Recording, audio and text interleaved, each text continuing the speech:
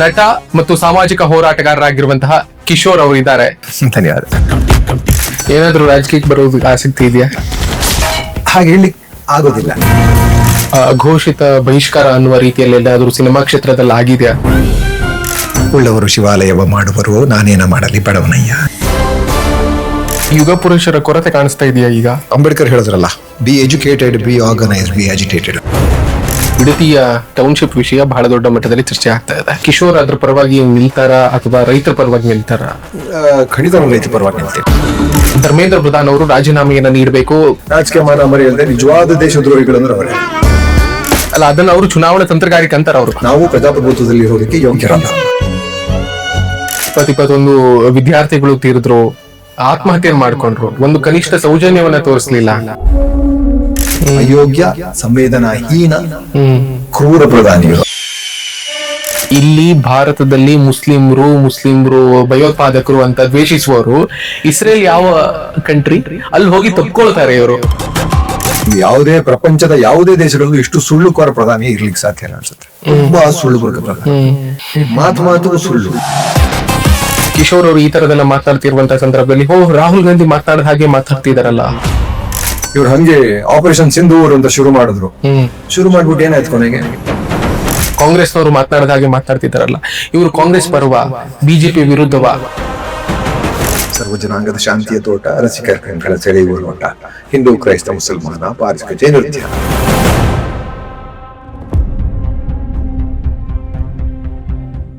ನಮಸ್ಕಾರ, ಸುಮನ್ ಟಿವಿ ಕನ್ನಡಕ್ಕೆ ಸ್ವಾಗತ. ನಾನು ಶ್ರೀರಾಜ್ ಬಕ್ವಾಡಿ. ನಮ್ಮ ಜೊತೆಗೆ ಇವತ್ತು ನಟ ಮತ್ತು ಸಾಮಾಜಿಕ ಹೋರಾಟಗಾರರಾಗಿರುವಂತಹ ಕಿಶೋರ್ ಅವರು ಇದ್ದಾರೆ. ಮಾತನಾಡಿಸ್ತಾ ಹೋಗ್ತೀನಿ. ಸರ್, ಕಾರ್ಯಕ್ರಮಕ್ಕೆ ಅತ್ಯಂತ ಪ್ರೀತಿಯ ಸ್ವಾಗತ. ಧನ್ಯವಾದ. ಹೇಗಿದ್ರಿ? ಚೆನ್ನಾಗಿ. ನಾನು ಸಾಮಾಜಿಕ ಕಾರ್ಯಕರ್ತ, ಒಬ್ಬ ಪ್ರಜೆ ಅಷ್ಟೇ. ಸ್ವಲ್ಪ ಜವಾಬ್ದಾರಿಗಳನ್ನು ತಿಳ್ಕೊಂಡ್ರೆ ಎಲ್ಲರೂ ಮಾತಾಡಕ್ಕೆ ಶುರು ಮಾಡ್ತೀವಿ ಅಷ್ಟೇ. ಸರ್, ನಿಮ್ಮನ್ನ ನೋಡಿದಾಗ ಮತ್ತೆ ನಿಮ್ಮ ನೇರ ನಿಷ್ಠುರ ಮಾತುಗಳನ್ನ ಕೇಳಿದಾಗ ನನ್ಗೊಂದು ಸಾಮಾನ್ಯವಾಗಿ ಅನ್ಸುತ್ತೆ, ಕಿಶೋರ್ ಅವರಿಗೆ ಸ್ವಲ್ಪ ಭದ್ರತೆ ಏನಾದ್ರೂ ಕಾಡ್ತಾ ಇದೆಯಾ ಅಂತ ಅನ್ಸುತ್ತೆ. ನನ್ಗೆ ಗೊತ್ತಿಲ್ಲ ಅದು ನಿಮ್ಮಲ್ಲಿ ಇದೆಯಾ ಇಲ್ವಾ ಏನು ಅಂತ. ಯಾಕಂದ್ರೆ ಈ ಭಾರತದಲ್ಲಿ ಈಗ ತಪ್ಪುಗಳನ್ನ ಪ್ರಶ್ನಿಸುವವರ ವಿರುದ್ಧ ಕಲ್ಲುಗಳು ಬೀಳುತ್ತೆ, ಮೊಟ್ಟೆಗಳನ್ನ ಎಸಿತಾರೆ, ಟೊಮೆಟೊಗಳನ್ನ ಎಸಿತಾರೆ. ನೀವು ನಿಮ್ಮ ಬದುಕು, ಸಿನಿಮಾ, ಕೃಷಿ, ಸಾಮಾಜಿಕ ಹೋರಾಟ ಎಲ್ಲದರಲ್ಲೂ ಕೂಡ ತೊಡಗಿಸ್ಕೊಂಡಿದ್ದೀರಿ.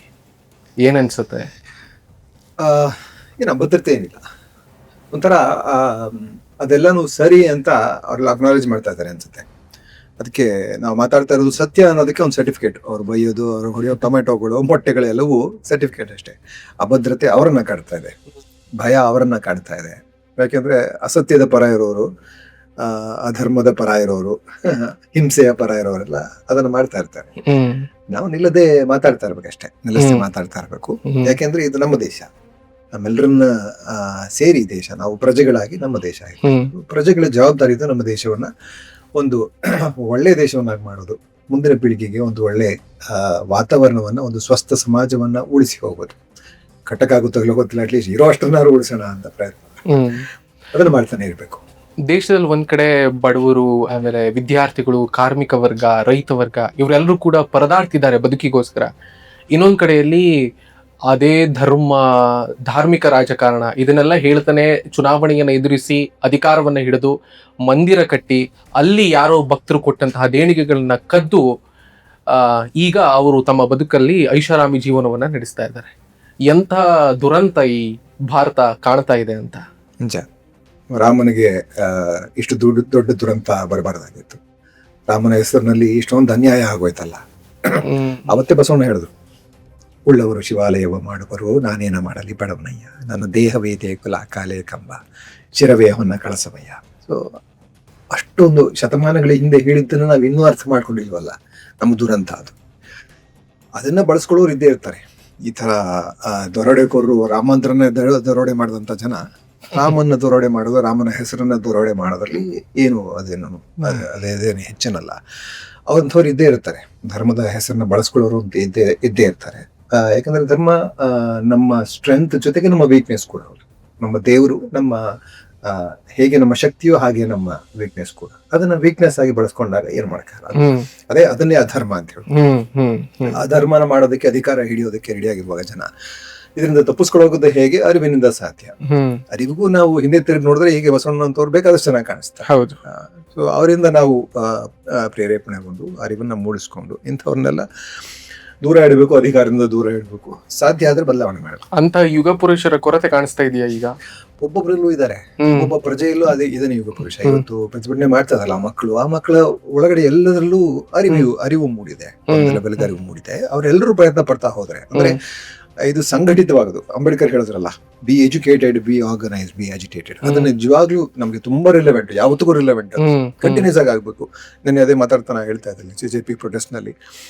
ಇದು ಹೋರಾಟ ಏನ್ ಮಾಡ್ಬೇಕು, ಮುಂದಕ್ಕೆ ಏನ್ ಮಾಡ್ಬೇಕು ಅಂತ ನಾವು ಯೋಚನೆ ಮಾಡ್ತೀವಿ. ಈಗ ಹೋರಾಟ ಮಾಡ್ಬಿಡ್ತೀವಿ, ಇಲ್ಲಿಗೆ ಹೋರಾಟ ಅದಕ್ಕೆ ಒಂದು ಲಾಜಿಕಲ್ ಎಂಡ್ ಸಿಕ್ಬಿಡ್ತು ಅಂತ ಯಾರ್ದು ರಾಜೀನಾಮೆ ಕೇಳ್ತೀವಿ.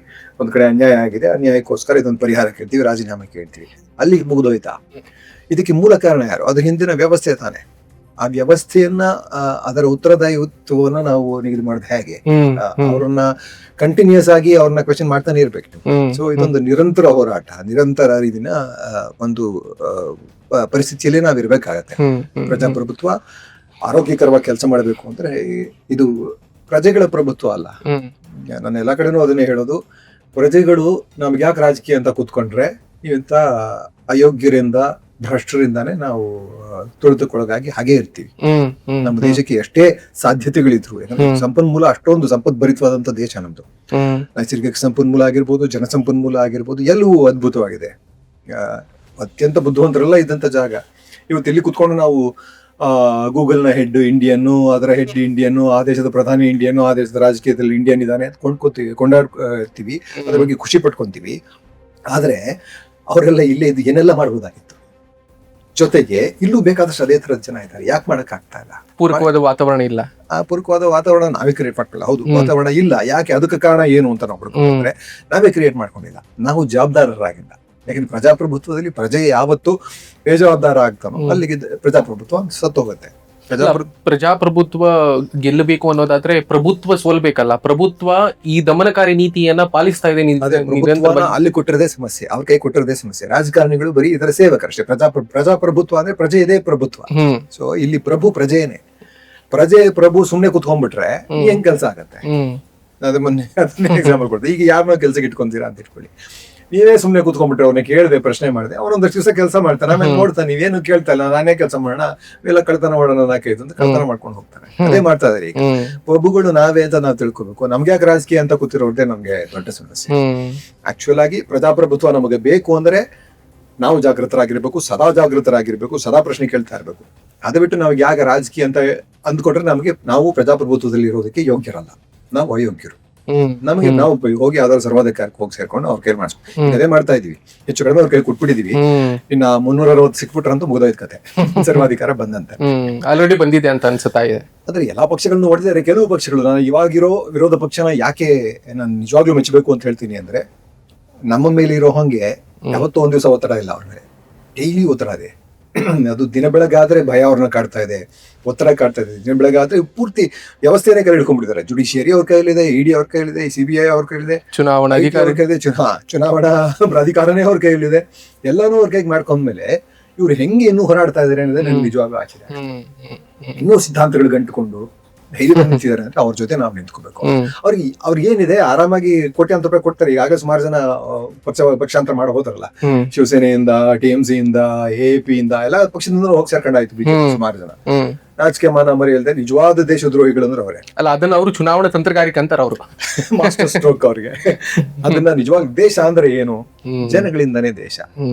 ಜನಗಳ ಮತ ದೇಶದ ಮತ ಅಲ್ವಾ? ದೇಶ ನಾವು ಕೊಟ್ಟಿದ್ದ ನಮ್ಮ ವರ್ಡಿಕ್ ತಾನೆ. ನನಗೆ ಈ ಐಡಿಯಾಲಜಿ ಅವ್ರು ಬೇಕು ಅಂತ ನಾನು ಇಂಥವ್ರಿಗೆ ಕೊಟ್ಕೊಟ್ಟಿದ್ದೆ. ಅವನು ಟಕ್ ಅಂತ ಬಿಟ್ಬಿಟ್ಟು ಇನ್ನೊಂದು ಐಡಿಯಾಲಜಿಗೆ ಪಾಸ್ ಹೋದ್ರೆ ಜನಗಳಿಗೆ ದ್ರೋಹ ಬಗ್ದಂಗ್ ತಾನೆ. ಜನಕ್ಕೆ ದ್ರೋಹ ಬಗದ್ರೆ ಅವನು ದೇಶಕ್ಕೆ ದ್ರೋಹ ಬಗ್ದಂಗ್ ತಾನೆ. ದೇಶಕ್ಕೆ ದ್ರೋಹ ಬಗದು ಇವನು ಹೋಗೋದ್ ಸರಿ, ಆದ್ರೆ ಅವನನ್ನ ದ್ರೋಹ ಬಗೆಯೋ ಹಂಗೆ ಮಾಡೋರು ಇನ್ನೆಂತ ದೇಶದ್ರೋಹಿಗಳು. ಸೊ ಇವತ್ತು ಆಡಳಿತ ಮಾಡ್ತಾ ಇರೋರು ದೇಶದ್ರೋಹಿಗಳು. ಎಂತ ದುರಂತ ಸರ್. ಈಗ CJP ಕಾರ್ಯಕರ್ತರು ಮತ್ತೆ ವಿದ್ಯಾರ್ಥಿಗಳು ಎಲ್ಲರೂ ಕೂಡ ಜಂತರ್ ಮಂತರ್ ನಲ್ಲಿ ಪ್ರತಿಭಟನೆ ಮಾಡಿದ್ರು, ಸಂಸತ್ ಚಲೋಗೆ ಮಾಡಿದ್ರು, ಎಲ್ಲನೂ ಕೂಡ ಪ್ರಯತ್ನ ಮಾಡಿದ್ರು. ಅಲ್ಲಿ ಪರೀಕ್ಷೆಯಲ್ಲಿ ಅಕ್ರಮ ಆಗಿದೆ, ಧರ್ಮೇಂದ್ರ ಪ್ರಧಾನ್ ಅವರು ರಾಜೀನಾಮೆಯನ್ನ ನೀಡಬೇಕು, ಪ್ರಧಾನಿಗಳು ರಾಜೀನಾಮೆಯನ್ನ ನೀಡಬೇಕು ಅಂತ ಪ್ರಶ್ನೆ ಮಾಡಿದವರನ್ನ ಟೆರರಿಸ್ಟ್ ಅಂತ ನಮ್ಮ ಕೇಂದ್ರ ಶಿಕ್ಷಣ ಸಚಿವರು ಕರೆದ್ರು ಅಂತ. ಎಂತ ದುರಂತ ಇದು ಅಂತ. ದುರಂತ ನಿಜ. ಮಕ್ಕಳ ಜೀವ ಹೋಗಿದ್ದಕ್ಕೆ ಬೆಲೆ ಇಲ್ಲ ಅಂತಂದ್ರೆ ನಿಮ್ಗೆ ಆ ಮನುಷ್ಯರ ತರ ನಾವು ಕಾಣಿಸ್ತಾನೆ ಇಲ್ಲ. ಈ ಪ್ರಧಾನಿನೇ ತನ್ನನ್ನು ತಾನು ನಾನ್ ಬಯೋಲಾಜಿಕಲ್ ಅಂತ ಕರ್ಕೊಂಡ್ರೆ ಮನುಷ್ಯರ ಜೊತೆ ಸಂಬಂಧ ಇಲ್ಲಿರುತ್ತೆ. ಇವ್ರಿಗೆ ಮನುಷ್ಯರಿಗೂ ಸಂಬಂಧ ಇಲ್ಲ, ಮನುಷ್ಯನೇ ಅಲ್ವಲ್ಲ ಇವರು.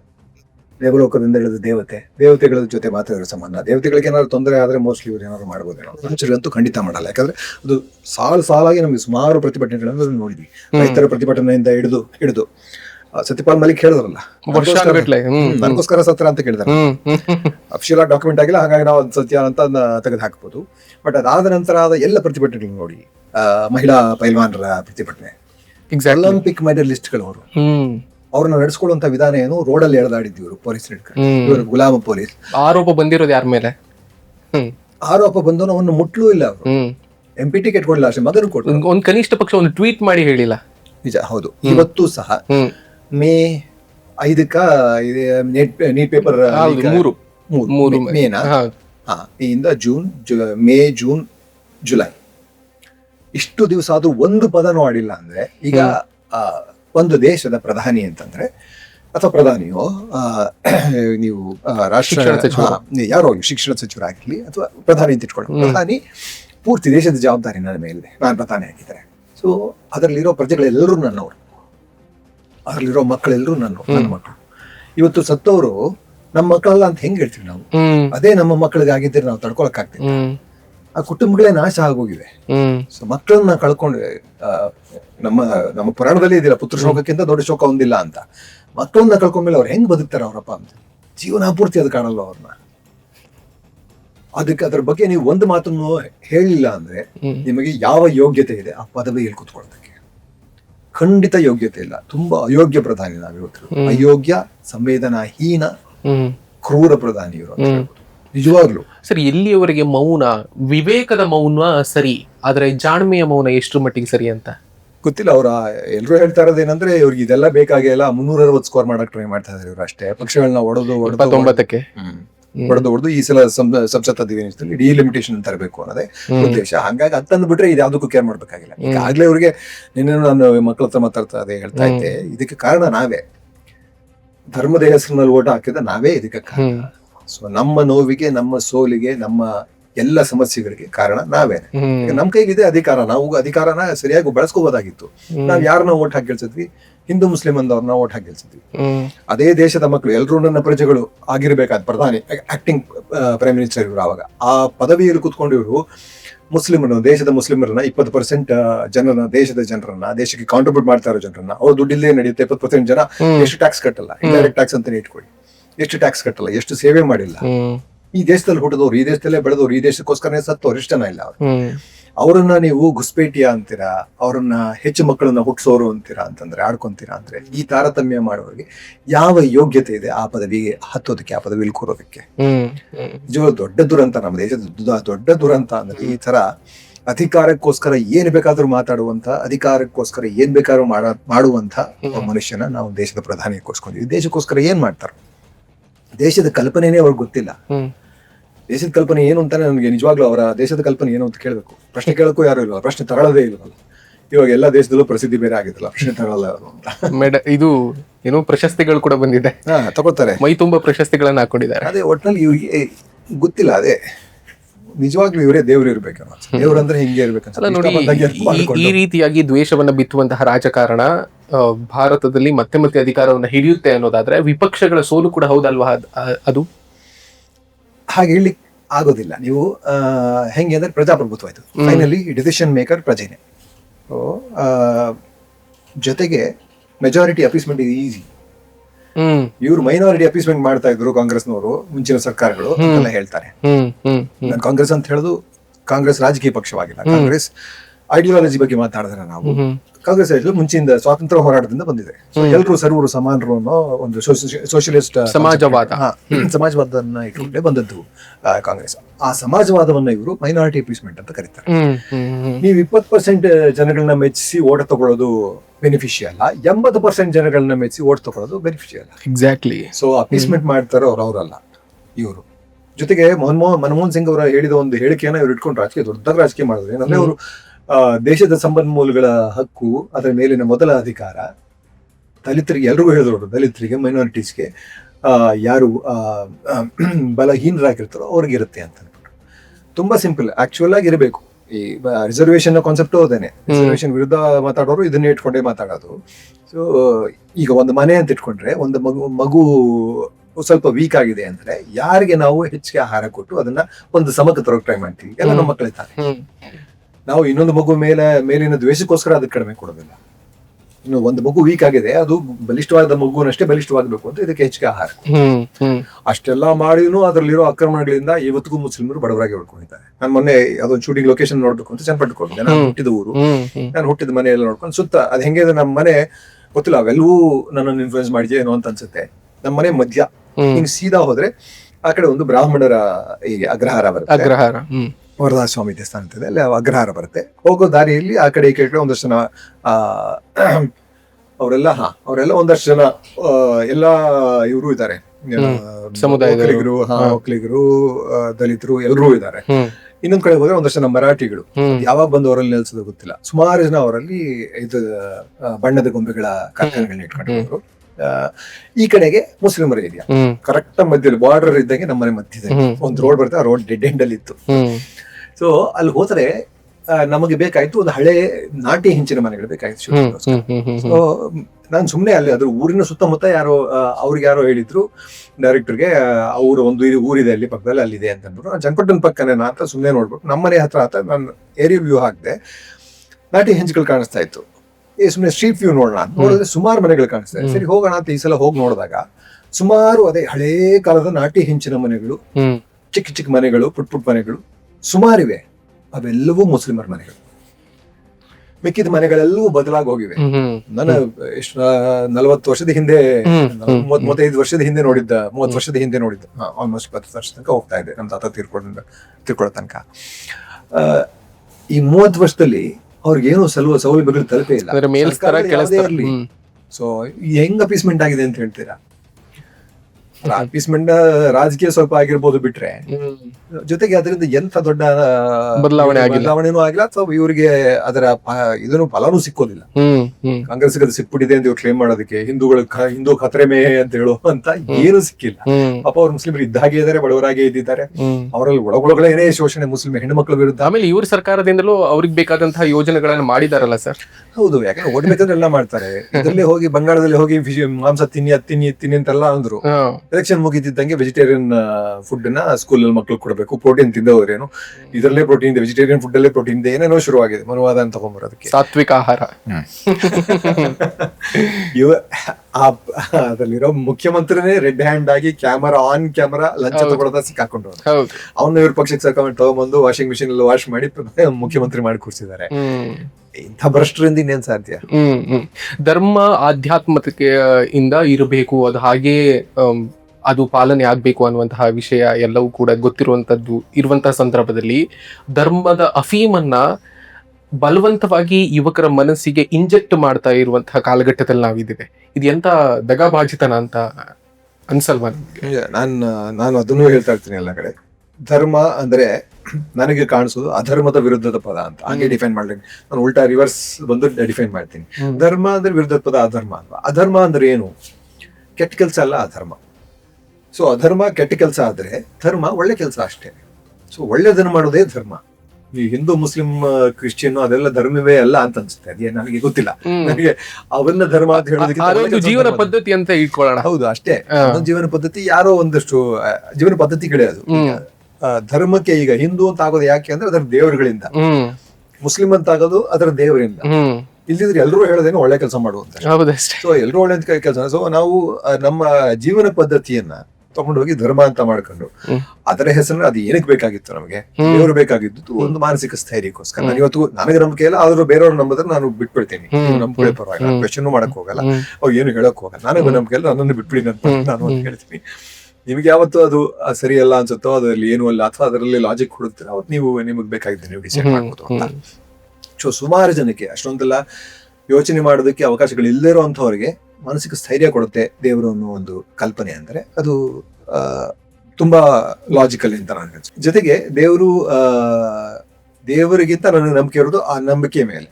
ಆ ನಂಬಿಕೆನೇ ದೇವರು ಅಂತ ನನ್ಗೆ ಅನ್ಸುತ್ತೆ. ದೇವ್ರನ್ನ ನಂಬುತ್ತೀವಲ್ಲ, ಆ ನಂಬಿಕೆಯಲ್ಲೇ ಶಕ್ತಿ ಇದೆ. ಹೌದು. ಆ ನಂಬಿಕೆನೇ ನಮ್ಗೆ ಶಕ್ತಿ ಕೊಡುತ್ತೆ, ನಮ್ಗೆ ಧೈರ್ಯ ಕೊಡುತ್ತೆ, ನಮಗೆ ಮಾನಸಿಕ ಸ್ಥೈರ್ಯ ಕೊಡುತ್ತೆ. ಆ ನಂಬಿಕೆ ನಿಜವಾಗ್ಲೂ ಒಳ್ಳೆದೇ. ಅವ್ರು ದೇವ್ರನ್ನ ನಂಬ್ತಾರೆ, ನಾನು ನನ್ನನ್ನೇ ನಂಬ್ತೀನಿ, ಅಥವಾ ನನಗೆ ಇನ್ಯಾವುದೋ ಒಂದು ಅತೀತ ಶಕ್ತಿ ನಮ್ಮೊಳಗೆ ಇದೆ ಆತರ ನಾವು ಅನ್ಕೋಬೇಕು. ಅದು ನಂಬಿಕೆ. ಯಾಕೆಂದ್ರೆ ಕಾಣಿಸುತ್ತೆ ನನಗೆ ನಾನು ಕಾಣಿಸ್ತೀನಿ, ನನಗೆ ನೀವು ಕಾಣಿಸ್ತೀರಾ, ನನ್ನೊಳಗೆ ಏನಿದೆ ಅನ್ನೋದು ನಮ್ಗೆ ಗೊತ್ತಿರಲ್ಲ. ನನಗೆ ಕಷ್ಟ ಬಂದಾಗ ನಾನು ನಿಮ್ಮನ್ನ ನಂಬ್ತೀನಿ ಅಂದ್ರೆ ನೀವೇ ನನಗೆ ದೇವರು, ನನ್ನ ಲೆಕ್ಕಾಚಾರ. ದೇವ್ರನ್ನ ನಂಬಿದ್ರೆ ದೇವರು ಇಲ್ಲ, ಆ ನಂಬಿಕೆನೇ ನಂಬಿದ್ರೆ ನಂಬಿಕೆನೇ ದೇವರು. ಫೈನಲಿ ಆ ನಂಬಿಕೆನೇ ದೇವರು ಅಂತ ಅನ್ಸುತ್ತೆ. ಈ ನಂಬಿಕೆಯನ್ನ ಇಟ್ಕೊಂಡು, ಮಾನಸಿಕ ಸ್ಥೈರ್ಯಕ್ಕೋಸ್ಕರ ಇರುವಂತ, ಜನರ ಒಳಿತಿಗೋಸ್ಕರ ಇರುವಂತಹ ನಂಬಿಕೆಯನ್ನ ಇಟ್ಕೊಂಡು ನೀವು ರಾಜಕೀಯ ಮಾಡಿ ಅಧಿಕಾರಕ್ಕೆ ಬರೋದಕ್ಕೆ ಪ್ರಯತ್ನ ಪಡ್ತೀರಾ, ಜೊತೆಗೆ ದೇಶವನ್ನ ಒಡೆಯೋದಕ್ಕೆ ಪ್ರಯತ್ನ ಪಡ್ತೀರಾ ಅಂದ್ರೆ ಅವರಂತ ದೇಶದ್ರೋಹಿ ಬೇರೆ ಯಾರು ಇಲ್ಲ. ಮನೆ ತರ ತಾನೆ ದೇಶ ಅಂದ್ರೆ ಒಂದು ಮನೆ ತರ, ನಾವೆಲ್ಲರೂ ಒಟ್ಟಿಗೆ ಬದುಕ್ತಾ ಇದೀವಿ, ಎಲ್ಲರೂ ಒಬ್ರಿಗೊಬ್ರಿಗೆ ಸಹಾಯ ಮಾಡ್ಕೊಂಡು ಬದುಕ್ತಾ ಇದೀವಿ. ನಾನು ಕಟ್ಟೋ ಟ್ಯಾಕ್ಸ್ ಅಲ್ಲಿ ಎಷ್ಟೊಂದು ಜನಕ್ಕೆ ಅದು ಹಂಚಿಕೆ ಆಗುತ್ತೆ. ಎಲ್ಲೆಲ್ಲಿ ಅವಶ್ಯಕತೆಗಳಿದೆಯೋ, ಯಾರು ಬಡವರು ಇದ್ದಾರೋ, ಯಾರು ನಿರ್ಗತಿಗಿರ್ತಾರೋ, ಅವ್ರಿಗೆ ಎಲ್ರಿಗೂ ಯಾರ್ಯಾರಿಗೆ ಏನೇನು ಸೌಲಭ್ಯಗಳು ಆದಷ್ಟು ಸಮಾನತೆಯನ್ನು ತರುವಂತ ಒಂದು ಕಾನ್ಸೆಪ್ಟ್. ಸೊ ಇದಕ್ಕೆ ಎಲ್ಲರೂ ಒಬ್ರಿಗೊಬ್ರು ಕಾಂಟ್ರಿಬ್ಯೂಟ್ ಮಾಡ್ತಾ ಇದೀವಿ, ಎಲ್ಲರೂ ಒಟ್ಟಿಗೆ ಬದುಕ್ತಾ ಇದೀವಿ. ಎಲ್ರಿಗೂ ನಾವು ಚೆನ್ನಾಗಿ ಬದುಕಬೇಕು, ನಾವು ಖುಷಿಯಾಗಿ ಬದುಕಬೇಕು, ನಮ್ಮ ಮಕ್ಕಳು ಚೆನ್ನಾಗಿ ಬದುಕಬೇಕು ಅನ್ನೋದೊಂದೇ ಆಶಯ. ಸೊ ಇಷ್ಟೆಲ್ಲ ಮಾಡ್ತಾ ಇರುವಾಗ ನೀವು ಆ ಜನಗಳ ಮಧ್ಯೆ ದ್ವೇಷನ ತಗೊಂಡ್ ಬರ್ತೀರಾ. ನಿಮ್ಗೆ ಅಧಿಕಾರ ಹಿಡಿಯೋದಕ್ಕೆ ಅವ್ರು ಹಂಗಿದ್ದಾರೆ, ಇವ್ರು ಹಿಂಗಿದ್ದಾರೆ, ಅವ್ರು ಕೆಟ್ಟವ್ರು, ಇವ್ರು ಒಳ್ಳೆಯವರು ಅಂತ ನೀವು ತಂದು ಜನಗಳನ್ನ ಹೊಡಿತೀರಾ ಅಂದ್ರೆ ಮನೆ ಹೊಡೆದ ಮನೆ ಹಾಳು ಕೆಲಸ ಅಂತ ಇದನ್ನಂತೀವಿ. ಧರ್ಮ ಅಂತ ಹೇಳಿದ್ರು, ಇದು ಅಧರ್ಮ ಅಲ್ಲ. ಆಲ್ರೆಡಿ ನಮ್ಮ ದೇಶ ಭಾಷೆ, ಜಾತಿ, ವರ್ಗ, ವರ್ಣ, ಆಮೇಲೆ ಪ್ರಾಂತ್ಯ, ಈ ಎಲ್ಲ ವಿಷಯಗಳಿಂದ ವಿಭಜನೆಗೊಂಡಿತ್ತು. ಆಮೇಲೆ ಇನ್ನೂ ಕೂಡ ವಿಭಜನೆ ಆಗ್ತಾನೆ ಇದೆ. ಭಾರತ ವಿಭಜನೆಯ ಪಾಪವನ್ನ ಹೊತ್ತು ಬಂದಿದೆ ಮತ್ತು ಇನ್ನೂ ಕೂಡ ನಡೀತಾನೆ ಇದೆ. ಇನ್ನೆಷ್ಟು ದಿನಗಳ ಕಾಲ ಯುವಕರು, ಹೊಸ ಪೀಳಿಗೆ ಆ ವಿಭಜನೆಯ ಪಾಪವನ್ನು ಹೊರಬೇಕು ಅಂತ? ವಿಭಜನೆಯನ್ನ ಬಿಟ್ಟು ನಾವು ಈ ಡೈವರ್ಸಿಟಿಯನ್ನ ಅದನ್ನೇ ಸೌಂದರ್ಯ ಅಂತ ಯಾಕೆ ನೋಡಂಗೆ ಆಗ್ತಿಲ್ಲ, ಅದೇ ಸಮಸ್ಯೆ. ಅದನ್ನೇ ಹೇಳ್ತಾ ಬಂದ್ರು, ಸರ್ವ ಜನಾಂಗದ ಶಾಂತಿಯ ತೋಟ, ರಸಿಕರ ಕಂಗಳ ಸೆಳೆಯುವ ನೋಟ, ಹಿಂದೂ, ಕ್ರೈಸ್ತ, ಮುಸಲ್ಮಾನ, ಪಾರಸಿಕ, ಜೈನರ ಧ್ಯಾನ. ಸೊ ಕುವೆಂಪು 50 ವರ್ಷದ ಹಿಂದೆ ಹೇಳಿದ್ರು, 50 ವರ್ಷದ ಹಿಂದೆ ನೀವು ಡೈವರ್ಸಿಟಿನ ಸೆಲೆಬ್ರೇಟ್ ಮಾಡಿ ಅಂತ ಹೇಳಿದ್ರು. ಡೈವರ್ಸಿಟಿನ ಒಡೆಯೋದಕ್ಕೆ ಉಪಯೋಗಿಸ್ಕೋಬೇಡಿ ಅಂತ ಇಂಡೈರೆಕ್ಟ್ ಆಗಿ ಹೇಳ್ತಾ ಬಂದ್ರು. ಆದ್ರೆ ಇವತ್ತಿನ ರಾಜಕೀಯ ನಾಯಕರು ಅದನ್ನ ಡಿವೈಡ್ ಮಾಡೋದಕ್ಕೆ ಉಪಯೋಗಿಸ್ಕೊಂಡು, ದಕ್ಷಿಣ ಉತ್ತರ ಐಡೆಂಟಿಟಿಗಳ ಸಮಸ್ಯೆ ತಾನೆ. ಕುವೆಂಪು ಮುಂಚೆಯಿಂದ ಪಾಪ 50 ವರ್ಷದ ಹಿಂದೆ ಇದನ್ನೆಲ್ಲ ಮಾತಾಡಿದ್ದಾರೆ. ಒಂದು ಮಗು ಹುಟ್ಟದಾಗ ವಿಶ್ವಮಾನವಾಗಿರ್ತಾನೆ, ಅವನ್ನ ತಗೊಂಡೋಗಿ ಫ್ರೇಮ್ ವರ್ಕ್ಗಳು ಹಾಕ್ತಿವಿ ನಾವು, ಜಾತಿ ಒಳಗಡೆ, ಧರ್ಮದ ಒಳಗಡೆ, ಭಾಷೆ ಒಳಗಡೆ ಎಲ್ಲದಕ್ಕೂ ಹಾಕ್ಸ್ಬಿಡ್ತೀವಿ. ಲಿಮಿಟೇಷನ್ ಹಾಕ್ತಿದ್ದಂಗೆ, ಬೌಂಡ್ರೀಸ್ ಹಾಕ್ತಿದ್ದಂಗೆ ಆ ಬೌಂಡ್ರೀಸ್ ನ ಬಳಸ್ಕೊಳ್ಳೋನು ಇನ್ನೊಬ್ಬ ಇರ್ತಾನೆ. ಸರ್, ಮತ್ತೊಂದು ವಿಪರ್ಯಾಸ ಏನ್ ಗೊತ್ತಾ? ಈ ವಿಭಜನೆ ಮಾಡ್ತಾ ಇರೋರೆ ಅಖಂಡತೆಯ ಪರಿಕಲ್ಪನೆಯನ್ನ ಯೋಚನೆ ಮಾಡೋರು ಅಂತ ಅವರಿಗೆ ಸುಮ್ಮನೆ ಮಾತಾಡಕ್ಕೆ ಹೇಳ್ತಾರೆ ಅಷ್ಟೇ. ಅಖಂಡ ಭಾರತ ಇರೋ 20% ಮುಸ್ಲಿಮ್ರನ್ನೇ ನಿಮ್ಗೆ ಕೆಲಸ ತಡ್ಕೊಳಕ್ ಆಗ್ತಾ ಇಲ್ಲ. ಇದ್ದಿದ್ದು ಏನ್ ಮಾಡ್ತಾ ಇದ್ರು ಅಂತ ನನ್ಗೆ ಗೊತ್ತಿಲ್ಲ, ಸುಮ್ಮನೆ ಹೇಳಕ್ ಅಷ್ಟೇ. ಒಟ್ಟಿನಲ್ಲಿ ರಾಷ್ಟ್ರವಾದದ ಕಲ್ಪನೆ ಸುಳ್ಳು ರಾಷ್ಟ್ರವಾದದ ಕಲ್ಪನೆಯನ್ನ ಅದೇ ಗಡಿಗಳನ್ನ ಮೀರೋದಕ್ಕೆ ಪ್ರಯತ್ನ ಆಗ್ಬೇಕು. ಯಾವ ಗಡಿಗಳಿದ್ದೇ ಇರ್ತವೆ, ಯಾವತ್ತಿಗೂ ಗಡಿಗಳಿದ್ದೇ ಇರ್ತವೆ. ಈಗ ನಾನು ಬೇರೆ, ನೀವು ಬೇರೆ, ನಾನೇ ಬೇರೆ ತರದ ವ್ಯಕ್ತಿತ್ವ, ನೀವೇ ಬೇರೆ ತರದ ವ್ಯಕ್ತಿತ್ವ. ಈ ಗಡಿಗಳನ್ನ ನಾನು ವಿಭಜಿಸೋದಕ್ಕೆ ಉಪಯೋಗಿಸ್ತೀನ ಅಥವಾ ಅದನ್ನ ಜೋಡಿಸೋದಕ್ಕೆ, ಅಥವಾ ಗಡಿ ಇದ್ದೇ ಇರುತ್ತೆ, ಗಡಿನ ದಾಟೋದಕ್ಕೆ ಉಪಯೋಗಿಸ್ಬೋದು. ಬೇಲಿ ಇದ್ದೇ ಇರುತ್ತೆ, ಬೇಲಿನ ದಾಟ್ಲೂಬಹುದು ನಾವು. ಇಲ್ಲ, ನಾವು ಬೇಲಿ ಒಳಗಡೆ ಸಿಕ್ಕಾಕೊಂಡು ಈ ಐಡೆಂಟಿಟಿ ನಾನು ಕನ್ನಡಿಗ, ನಾನು ಭಾರತೀಯ, ನಾನು ಇಲ್ಲೇ ಕುತ್ಕೋಬಹುದು, ನಾನು ಪರವಾಗಿ. ಅದನ್ನ ಮೀರೋದಕ್ಕೆ ಮನುಷ್ಯ ಆಗೋದಕ್ಕೆ ಅವಕಾಶ ಇದೆ. ಕುವೆಂಪು ಅಷ್ಟೆಲ್ಲ ಹೇಳಿದ್ರು, 50 ವರ್ಷದಿಂದ ಹೇಳಿದ್ರು, ನಾವು ಕೇಳಕ್ ರೆಡಿ ಇಲ್ವಲ್ಲ. ಎಲ್ಲ ಮನುಷ್ಯರಾಗೋದಕ್ಕೆ ನಾವು ಪ್ರಯತ್ನವೇ ಮಾಡ್ತಿಲ್ವಲ್ಲ ಸರ್. ಈಗ 20-21 ವಿದ್ಯಾರ್ಥಿಗಳು ತೀರಿದ್ರು, ಆತ್ಮಹತ್ಯೆ ಮಾಡ್ಕೊಂಡ್ರು, ಒಂದು ಕನಿಷ್ಠ ಸೌಜನ್ಯವನ್ನ ತೋರಿಸ್ಲಿಲ್ಲ. ಆಮೇಲೆ ವಾಂಗ್ಚುಕ್ ಅಂತ ಶೈಕ್ಷಣಿಕ ತಜ್ಞರು ನಿರಂತರವಾಗಿ ಉಪವಾಸ ಸತ್ಯಾಗ್ರಹವನ್ನು ಮಾಡಿದ್ರು. ಅವರನ್ನು ಬಲವಂತವಾಗಿ ಆಸ್ಪತ್ರೆಗೆ ತೆಗೆದುಕೊಂಡು ಹೋಗಿದ್ರು. ಕೋರ್ಟ್ನ ಆದೇಶ ನೆಪ ಒಡ್ಡಿ ಪ್ರತಿಭಟನೆ, ಹೋರಾಟ, ಚಳುವಳಿಯನ್ನು ಹತ್ತಿಕ್ಕುವಂತ ಪ್ರಯತ್ನ ಈ ಭಾರತದಲ್ಲಿ ನಿರಂತರವಾಗಿ ಪ್ರಭುತ್ವ ರಾಜಕಾರಣ ಮಾಡ್ತಾ ಇದೆ. ಖಂಡಿತ ಮೊದಲಿಂದ ಇವರು ಅದನ್ನೇ ಮಾಡ್ಕೊಂಡು ಬರ್ತಾ ಇದ್ದಾರೆ. This was expected. ಅಂದ್ರೆ ಇದು ನಿರೀಕ್ಷಿತ ಏನಲ್ಲ, ಇವರು ಹಿಂಗೆ ಇದನ್ನ ಕೊನೆ ಮಾಡ್ತಾರೆ ಅನ್ನೋದು ನಿರೀಕ್ಷಿತಾನೆ. ವಿದ್ಯಾರ್ಥಿಗಳು ಅದಕ್ಕೆ ಹೇಗೆ ಪ್ರತಿಕ್ರಿಯಿಸ್ತಾರೆ ಅನ್ನೋದು ಮುಖ್ಯ ಆಗುತ್ತೆ. ಹಾಗಾಗಿ ಅದನ್ನ ತುಂಬಾ ಕಾತರದಿಂದ ನಾನು ಕಾದು ನೋಡ್ತಾ ಇದ್ದೀನಿ. ಹಾಗಾಗಿ ಅದ್ರ ಭಾಗವಾಗಿ ನಾನು ಹೋಗಿ ನಿಂತ್ಕೊಂಡೆ. ಭರವಸೆ ಖಂಡಿತ ಕಾಣ್ತಾ ಇದೆ. ಯಾಕಂದ್ರೆ ವಿದ್ಯಾರ್ಥಿಗಳು ದೊಡ್ಡ ಸಮೂಹ. ನಾನು ಇನ್ನೂ ಅವ್ರಿಗೆ ಹೇಳ್ತಾ ಇದ್ದದ್ದು ಅವ್ರಿಗೆ ಅದೇ, ಇದನ್ನ ನಿರಂತರವಾಗಿ ಇಟ್ಕೋಬೇಕು. ಈ ಹೋರಾಟ ನಮ್ಮ ಸಮಸ್ಯೆ ಮುಗಿದೋಯ್ತು, ಬಗೆಹರಿತು ಅನ್ನೋ ಅಂದ ತಕ್ಷಣ ಬಿಟ್ಬಿಡ್ಬಾರ್ದು. ಯಾಕಂದ್ರೆ ಪ್ರಭುತ್ವವೇ ಇದಕ್ಕೆಲ್ಲ ಕಾರಣ. ಇವತ್ತು ನಿಮ್ಮನ್ನ ತುಳಿತಾ ಇರೋ ಪ್ರಭುತ್ವ ನಿನ್ನೆ ಇನ್ನೊಬ್ಬರನ್ನ ತುಳಿತಾ ಇತ್ತು. ರೈತರನ್ನ ತುಳಿತು, ಮಹಿಳಾ ಕಾರ್ಮಿಕರನ್ನ ತುಳಿತು, ಅಗ್ನಿವೀರರನ್ನ ತುಳಿತು. ಪಾಪ ಏನಿಲ್ಲ, ಅವ್ರು ಪ್ರೊಟೆಸ್ಟ್ ಮಾಡಕ್ ಬಿಡ್ಲಿಲ್ವಲ್ಲ. ಪ್ರೊಟೆಸ್ಟ್ ಮಾಡಿದ್ರೆ ನಿಮ್ ಕೆಲಸ ಕೊಡಲ್ಲ ನೆಕ್ಸ್ಟ್ ಅಂತಂದ್ರು. ಪಾಪ ಸುಮ್ಮನಾಗ್ಬೇಕಾಯ್ತಾ ಹುಡುಗರು. ಸೊ ದೇಶಕ್ಕೋಸ್ಕರ ನೀವು ಸೈನಿಕರ ಹೆಸರಿಟ್ಕೊಂಡು ಓಟ್ ಕೇಳಿದ ಮನುಷ್ಯ ಈ ಮನುಷ್ಯ ನಮ್ಮ ಪ್ರಧಾನಿ. ಇದರಲ್ಲಿ ಪೆಹಲ್ಗಾಮ್ ಮುಂಚೆ ಪುಲ್ವಾಮಾ ಅಲ್ಲಿ ಸತ್ತ ಯೋಧರ ಹೆಸರನ್ನ ನಮ್ಗೆ ಓಟ್ ಕೊಡ್ತೀರಾ ಅಂತ ಕೇಳಿ. ಆದ್ರೆ ಮುಗುದಿಲ್ಲ 19 ಚುನಾವಣೆಗೆ ಅವಾಗ 300 kg RDX ಎಲ್ಲಿಂದ ಬಂತು, ಹೆಂಗ್ ಬಂತು ಅಂತಾನೆ ಇನ್ನೂ ಗೊತ್ತಾಗಿಲ್ಲ. ಗೃಹ ಇಲಾಖೆಯ ವೈಫಲ್ಯವೋ ಇಲ್ಲ ಅದನ್ನ ಮುಚ್ಚಾಕೋ ಪ್ರಯತ್ನವೋ ಗೊತ್ತಿಲ್ಲ ನಮ್ಗೆ. ಸತ್ಯ ಹೊರಗೆ ಬಂದ್ರಷ್ಟೇ ಏನೋ ಗೊತ್ತಾಗುತ್ತೆ. ಏನ್ ಬೇಕಾದ್ರೂ ಆಗಿರ್ಬೋದು. ಸೊ ಸತ್ಯ ಬರಲಿಲ್ಲ ಅಂದಾಗ ನಾವೇನ್ ಬೇಕಾದ್ರೂ ಇಮ್ಯಾಜಿನ್ ಮಾಡ್ಕೋಬಹುದು. ಜೊತೆಗೆ ಅದೇ ಈ ತರದ ಇಂಡಿಯಾ ಪಾಕಿಸ್ತಾನ ರಾಜಕೀಯ ಮಾಡ್ತಾರೆ, ಇಲ್ಲ ಇಂಡಿಯಾ ಚೈನಾ ರಾಜಕೀಯ ಮಾಡ್ತಾರೆ, ನಾನು ಹಿಂದೂ ಮುಸ್ಲಿಂ ರಾಜಕೀಯ ಮಾಡ್ತಾರೆ. ಒಟ್ಟಿನಲ್ಲಿ ಒಡೆಯೋದು. ಈ ಇತ್ತೀಚೆಗೆ ಇಂಡಿಯಾ ಬಾಂಗ್ಲಾದೇಶ ಮತ್ತೊಂದು ಅಕ್ರಮ ನುಸುಳುವಿಕೆ ಪಾಪ ನಿಜ. ಮೊನ್ನೆ ಇವ್ರನ್ನ ಕೇಳ್ತಾ ಇದ್ದೆ, ಹೇಮಂತ ಬಿಸ್ವ ಶರ್ಮಾ, ಇನ್ನೊಬ್ಬ ದ್ವೇಷದ ವಕ್ತಾರ, ಓಪನ್ ಆಗಿ ಹಿಂದೂ ಮುಸ್ಲಿಂ ಅಂತ ಮಾಡಿ ಬಾಂಗ್ಲಾದೇಶ ಬಾರ್ಡರ್ ಇರೋದೇ ಇವ್ರ ಕಂಟ್ರೋಲ್. ಆದ್ರೆ ಇವರು ಅದನ್ನ ಕಂಟ್ರೋಲ್ ಇಲ್ಲಿಗಲ್ ಇಮಿಗ್ರೆಂಟ್ಸ್ ನ ಕಂಟ್ರೋಲ್ ಮಾಡಕ್ಕಾಗಲ್ಲ ಅಂತೆ. ಅದ್ರ ಜೊತೆಗೆ ನೀವು ವಾಪಸ್ ಹೆಂಗ್ ಕಳಿಸ್ತೀರಾ ಅಂದ್ರೆ ಹೇಳ್ತಾರೆ ಕತ್ಲಲ್ಲಿ ಇವರೇ ಇನ್ಫಿಲ್ಟ್ರೇಷನ್ ತರ ಮಾಡಿಸ್ತಾರೆ ಆರ್ಮಿಯವರು. ಅಂದ್ರೆ ಆರ್ಮಿಯವರು ಈ ತರ ಕೆಲಸ ಮಾಡ್ಬೇಕಾ, ಆರ್ಮಿಕರು ಈ ತರ ಕೆಲಸ ಮಾಡಿಸ್ಬೇಕಾ, ಇವರ ಪಾಲಿಟಿಕ್ಸ್ ಏನ್ ಮಾಡ್ತಾ ಇದೆ, ಇಂಟರ್ನ್ಯಾಷನಲ್ ರಿಲೇಷನ್ಸ್ ಏನ್ ಮಾಡ್ತಾ ಇದೆ, ಇವರ ಫಾರಿನ್ ಪಾಲಿಸಿ ಏನ್ ಮಾಡ್ತಾ ಇದೆ, ಹೋಗಿ ಅವ್ರ ಜೊತೆ ಎಕ್ಸ್ಟ್ರಾಡಿಷನ್ ಟ್ರೀಟಿ ಒಂದು ಇಟ್ಕೊಳಕ್ಕಾಗಲ್ಲ. ನಮ್ಮ ದೇಶದ ಒಂದು ವರ್ಕ್ ಪರ್ಮಿಟ್ ಕೊಡ್ಬೋದಲ್ಲ ಸರ್? ಹೌದು, ಯಾಕಂದ್ರೆ ಈ ಮೈಗ್ರೇಷನ್ ಅನ್ನೋದೇನೆ ನಾವು ಒಂದು ಸಿನಿಮಾ ಮಾಡಿದ್ವಿ, ಮಾಡ್ತಾ ಇದ್ದೀವಿ ತುಂಬಾ ವರ್ಷದಿಂದ. ಮೈಗ್ರೇಷನ್ ಬಗ್ಗೆನೇ ಒಂದು ಸಿನಿಮಾ ಮಾಡ್ತಿದ್ವಿ. ನನಗೆ ಮೂಲಭೂತ ಪ್ರಶ್ನೆಗಳು ಮೈಗ್ರೇಷನ್ ಬಗ್ಗೆ ಏನಂದ್ರೆ, ಮನುಷ್ಯ ಯಾವತ್ತು ಒಂದ್ ಕಡೆ ಬದುಕ್ತವನಲ್ಲ. ಸಂಪನ್ಮೂಲಗಳು ಎಲ್ಲಿ ಕಡಿಮೆ ಇರ್ತವೋ ಆಗ ಕಡಿಮೆ ಸಂಪನ್ಮೂಲಗಳು ಹೆಚ್ಚಿಗೆ ಇರೋ ಕಡೆ ಮನುಷ್ಯ ವಲಸೆ ಹೋಗೋದು ಸಾಮಾನ್ಯ, ಸಹಜ, ನೈಸರ್ಗಿಕ. ಅದನ್ನ ನೀವು ಕ್ರಿಮಿನಲೈಸ್ ಮಾಡಬಾರ್ದು. ಎಕ್ಸಾಕ್ಟ್ಲಿ, ಅದಕ್ಕೆ ಸೊಲ್ಯೂಷನ್ಸ್ ಬೇರೆ ಇದೆ. ರಾಜತಾಂತ್ರಿಕವಾಗಿ ಏನೋ ಮಾಡ್ಕೋಬೇಕು. ಇಲೀಗಲ್ ಆಗಿ ಬರ್ದಿರೋಂಗೆ ಅದನ್ನ ಲೀಗಲೈಸ್ ಮಾಡ್ಬೇಕು. ಈ ಕೆಲ್ಸಕ್ಕೆ ಬರಬೇಕು ಅಂದ್ರೆ ನೀವು ಹೇಳ್ದಾಗೆ ಪರ್ಮಿಟ್ಸ್ ಮಾಡ್ಕೊಡ್ಬೇಕು, ಟೆಂಪರರಿ ಪರ್ಮಿಟ್ಸ್ ಮಾಡ್ಕೊಡಿ. ಅವ್ರಿಗೆ ನಿಜ ಬಡತನ ಇರುತ್ತೆ. ಯಾಕೆ ಮನುಷ್ಯ ಬರ್ತಾನೆ? ಹೊಟ್ಟೆ ಪಾಡಿಗೆ ಬರ್ತಾನೆ. ಹೊಟ್ಟೆ ಪಾಡಿಗೆ ಮನುಷ್ಯ ದುಡ್ಕೊಂಡು ತಿನ್ನೋದಕ್ಕೆ ನೀವು ಅವಕಾಶ ಮಾಡ್ಕೊಡಲ್ಲ. ನೀವೇನೋ ಜಾತಿ, ಧರ್ಮ, ದೇಶ ಎಲ್ಲಾನು ತಗೊಂಡ್ಬರ್ತೀರ ಮಧ್ಯದಲ್ಲಿ. ಯಾವ ಮನುಷ್ಯತ್ವ ಇದೆ ನಮ್ಮಲ್ಲಿ? ಎಷ್ಟೋ ಕಡೆ ಎಷ್ಟೋ ದೇಶಗಳಲ್ಲಿ ತುಂಬಾ ಹ್ಯುಮ್ಯಾನಿಟೇರಿಯನ್ ಕೆಲಸ ಮಾಡುವಂತವ್ರು ಮೈಗ್ರೆಂಟ್ಸ್ ಜೊತೆಗೆ ಸುಮಾರು ಕೆಲಸ ಮಾಡ್ತಾರೆ. ಯಾಕಂದ್ರೆ ಹೊಟ್ಟೆ ಪಾಡಿಗೆ ಬಂದಿರೋ ಜನ ಅವರೆಲ್ಲ. ಖಂಡಿತ ಶಿಕ್ಷಿಸೋಣ. ಅಂದ್ರೆ ಅವ್ರು ಯಾರು ಇಲ್ಲಿ ಅಕ್ರಮವಾಗಿ ಏನೇನೋ ಬೇರೆ ಬೇರೆ ಚಟುವಟಿಕೆ, ಡ್ರಗ್ಸ್ ಅದು ಇದು ಅದನ್ನ ಖಂಡಿತ ಕರೆಕ್ಟ್. ಅದಕ್ಕೆ ವಿರೋಧ ಮಾಡೋದು ನಿಜಕ್ಕೂ ಸತ್ಯ, ಮತ್ತೆ ಅದು ಮಾಡ್ಲೇಬೇಕು. ಬಟ್ ಯಾರೋ ಒಬ್ಬ ಕಾರ್ಮಿಕ ಆಗಿ ಬಂದಿರ್ತಾನೆ, ಕಟ್ಟಡ ಕೆಲಸದಲ್ಲಿ ತೊಡಗಿರ್ತಾನೆ, ಏನೇನೋ ಮಾಡ್ತಿರ್ತಾನೆ, ಟಾರ್ಗೆಟ್ ಮಾಡ್ತಾರೆ. ನಮ್ ಸಿನಿಮಾದಲ್ಲಿ ಅದನ್ನೇ ಡಿಸ್ಕಸ್ ಮಾಡ್ತಾ ಹೋಗಿದೀವಿ. ಹೆಂಗೆ ಇಲೀಗಲ್ ಮೈಗ್ರೆಂಟ್ಸ್ ಇಂದ ಕ್ರೈಮ್ ಕೂಡ ಹೆಂಗ್ ಜಾಸ್ತಿ ಆಗುತ್ತೆ.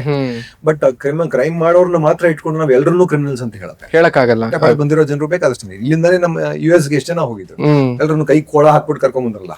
ನಮ್ಮವ್ರು ಮಾತಾಡಲ್ಲ, ಚಕಾರ ಎತ್ತಲಿಲ್ಲ. ನನಗೆ ಚಿಕ್ಕ ಚಿಕ್ಕ ದೇಶಗಳೆಲ್ಲ ನಾವು ಹಂಗೆಲ್ಲ ಬಿಡಲ್ಲ ಅಂತ ನಮ್ ಫ್ಲೈಟ್ ಕಳಿಸ್ತೀವಿ. ಯಾರೇ ಆಗಿದ್ರು ನಮ್ಮ ದೇಶದ ಪ್ರಜೆಗಳವರು, ನಾವು ಗೌರವದಿಂದಾನೇ ಕರ್ಕೊಂಡ್ ಬರ್ತೀವಿ ಅವ್ರನ್ನ. ಈವರೆಗೆ ಭಯೋತ್ಪಾದನೆ ಮಾಡೋದು ಮುಸ್ಲಿಂ ಇರಬಹುದು, ಆದ್ರೆ ನಮ್ ಪಕ್ಕದ ಮನೆಯ ಮುಸ್ಲಿಂ ಭಯೋತ್ಪಾದಕ ಅಲ್ವಲ್ಲ. ಅದೇ ಭಯೋತ್ಪಾದನೆ ಆಗಿದ್ರೆ ಅಂತ ಹೋದ್ರೆ ಅದಕ್ಕಿಂತ ದೊಡ್ಡ ಭಯೋತ್ಪಾದಕರಲ್ಲೇ ದೊಡ್ಡ ಅಮೆರಿಕ ಕೂತಿದೆ. ದೇಶಗಳನ್ನೇ ನಾಶ ಮಾಡಿದಂತ ದೇಶ, ಅದಕ್ಕಿಂತ ಭಯೋತ್ಪಾದಕ ದೇಶ ಇನ್ನೊಂದಿದೆ. ಜೊತೆಗೆ ಇವತ್ತು ದೇಶದ ಅಲ್ಪಸಂಖ್ಯಾತರಲ್ಲಿ ಇವರು ಹುಡ್ಸಿರೋ ಭಯ ಭಯೋತ್ಪಾದನೆ ಅಲ್ವಾ? ಕಂಡ ಕಡೆಯಲ್ಲಿ ಇಂಚಿಂಗ್ ನಡೀತಾ ಇದೆ. ಇತ್ತೀಚೆಗೆ ಮೊನ್ನೆ ಕೂಡ ಉತ್ತರ ಪ್ರದೇಶದಲ್ಲಿ ಒಂದು ಯಾರೋ ಒಂದಷ್ಟು ಇವ್ರನ್ನ ಮುಸ್ಲಿಂ ಹುಡುಗರನ್ನ ಹೊಡ್ತಿದ್ದಾರೆ. ಒಂದು ಹಿಂದೂ ಹೆಣ್ಣು ಮಗಳ ಜೊತೆ ಒಬ್ಬ ಮುಸ್ಲಿಂ ಹುಡುಗ ಇದ್ದ ಅಂತ ಹೇಳ್ಕೊಂಡು ಹೊಡ್ದಿದ್ದಾರೆ. ಆ ಹುಡುಗಿ ಅಡ್ಡ ತಡಿತಾಳೆ, ಬಿಡ್ತಾ ಇಲ್ಲ, ಅವ್ನ ಹೊಡಿತಾ ಇದ್ದಾರೆ. ಅದನ್ನ ಲವ್ ಜಿಹಾದ್ ಅಂದ್ಬಿಡ್ತಾರೆ. ಏನ್ ಪ್ರೀತಿ ಮಾಡೋದಕ್ಕೆ ಯಾವ ಪ್ರೀತಿಗೆ ಯಾವ ಎಲ್ಲೆ? ಹೀಗೆ ನಾವು ಬೇಕಾದಂಗೆ ಗಡಿಗಳನ್ನ ಬೇಕಾದಂಗೆ ಬೆಳೆಸ್ಕೊಂತ ಇದೀವಿ, ಮೀರೋದಕ್ಕೆ ಪ್ರಯತ್ನ ಪಡ್ತಾ ಇದ್ದೀವಿ. ಸೊ ಇಲ್ಲಿವರೆಗೂ ನಾವು ಗಡಿಗಳನ್ನ ಮೀರೋದಿವಿ, ಎಲ್ಲ ಗಡಿಗಳನ್ನು, ದೇಶ, ಭಾಷೆ, ಧರ್ಮ, ಎಲ್ಲದ ಗಡಿಗಳನ್ನು ಮೀರದರ್ಶನ ನಾವು ಮನುಷ್ಯರಾಗ್ಲಿ. ಈಗ ನೀಟ್ ಅಕ್ರಮದ ವಿಷಯಕ್ಕೆ ಸಂಬಂಧಪಟ್ಟ ಹಾಗೆ ಒಂದು ವ್ಯವಸ್ಥಿತವಾಗಿ ಕಾರ್ಪೊರೇಟ್ ಸಂಸ್ಥೆಗಳಿಗೂ ಅಥವಾ ಕಾರ್ಪೊರೇಟ್ ಶಕ್ತಿಗಳಿಗೆ ಶಿಕ್ಷಣ ಇಲಾಖೆಯನ್ನೇ ಸಂಪೂರ್ಣವಾಗಿ ದಾರಿ ಎರೆಯುವಂತಹ ಪ್ರಯತ್ನ ಆಗ್ತಾ ಇದೆ ಅನ್ನುವಂತಹ ಎಲ್ಲ ಲೆಕ್ಕಾಚಾರಗಳೆಲ್ಲವೂ ಕೂಡ ಸ್ಪಷ್ಟವಾಗಿ ಕಾಣಿಸ್ತಿದೆ. ಯಾಕೆ ಹೇಳಿದ್ರೆ ಇವರ ಮೌನ ಮತ್ತೆ ಇದೊಂದು ಈ ಟೀಚಿಂಗ್ ಅಥವಾ ಕೋಚಿಂಗ್ ಸೆಂಟರ್ಗಳ ಮಾಫಿಯಾ ಇದೆಯಲ್ಲ, ಅದಕ್ಕೆ ರತ್ನಗಂಬಳಿ ಹಾಸ್ತಾ ಇದಾರಲ್ಲ ಇವರು. ಇಲ್ಲ, ಈಗ ಕೋಚಿಂಗ್ ಸೆಂಟರ್ಗಳು ಅಂತ ಅಂದ ತಕ್ಷಣ ಕೋಚಿಂಗ್ ಸೆಂಟರ್ಗಳು ಮಾಫಿಯಾ ಅಂತ ಮಾತಾಡಕ್ಕಾಗಲ್ಲ.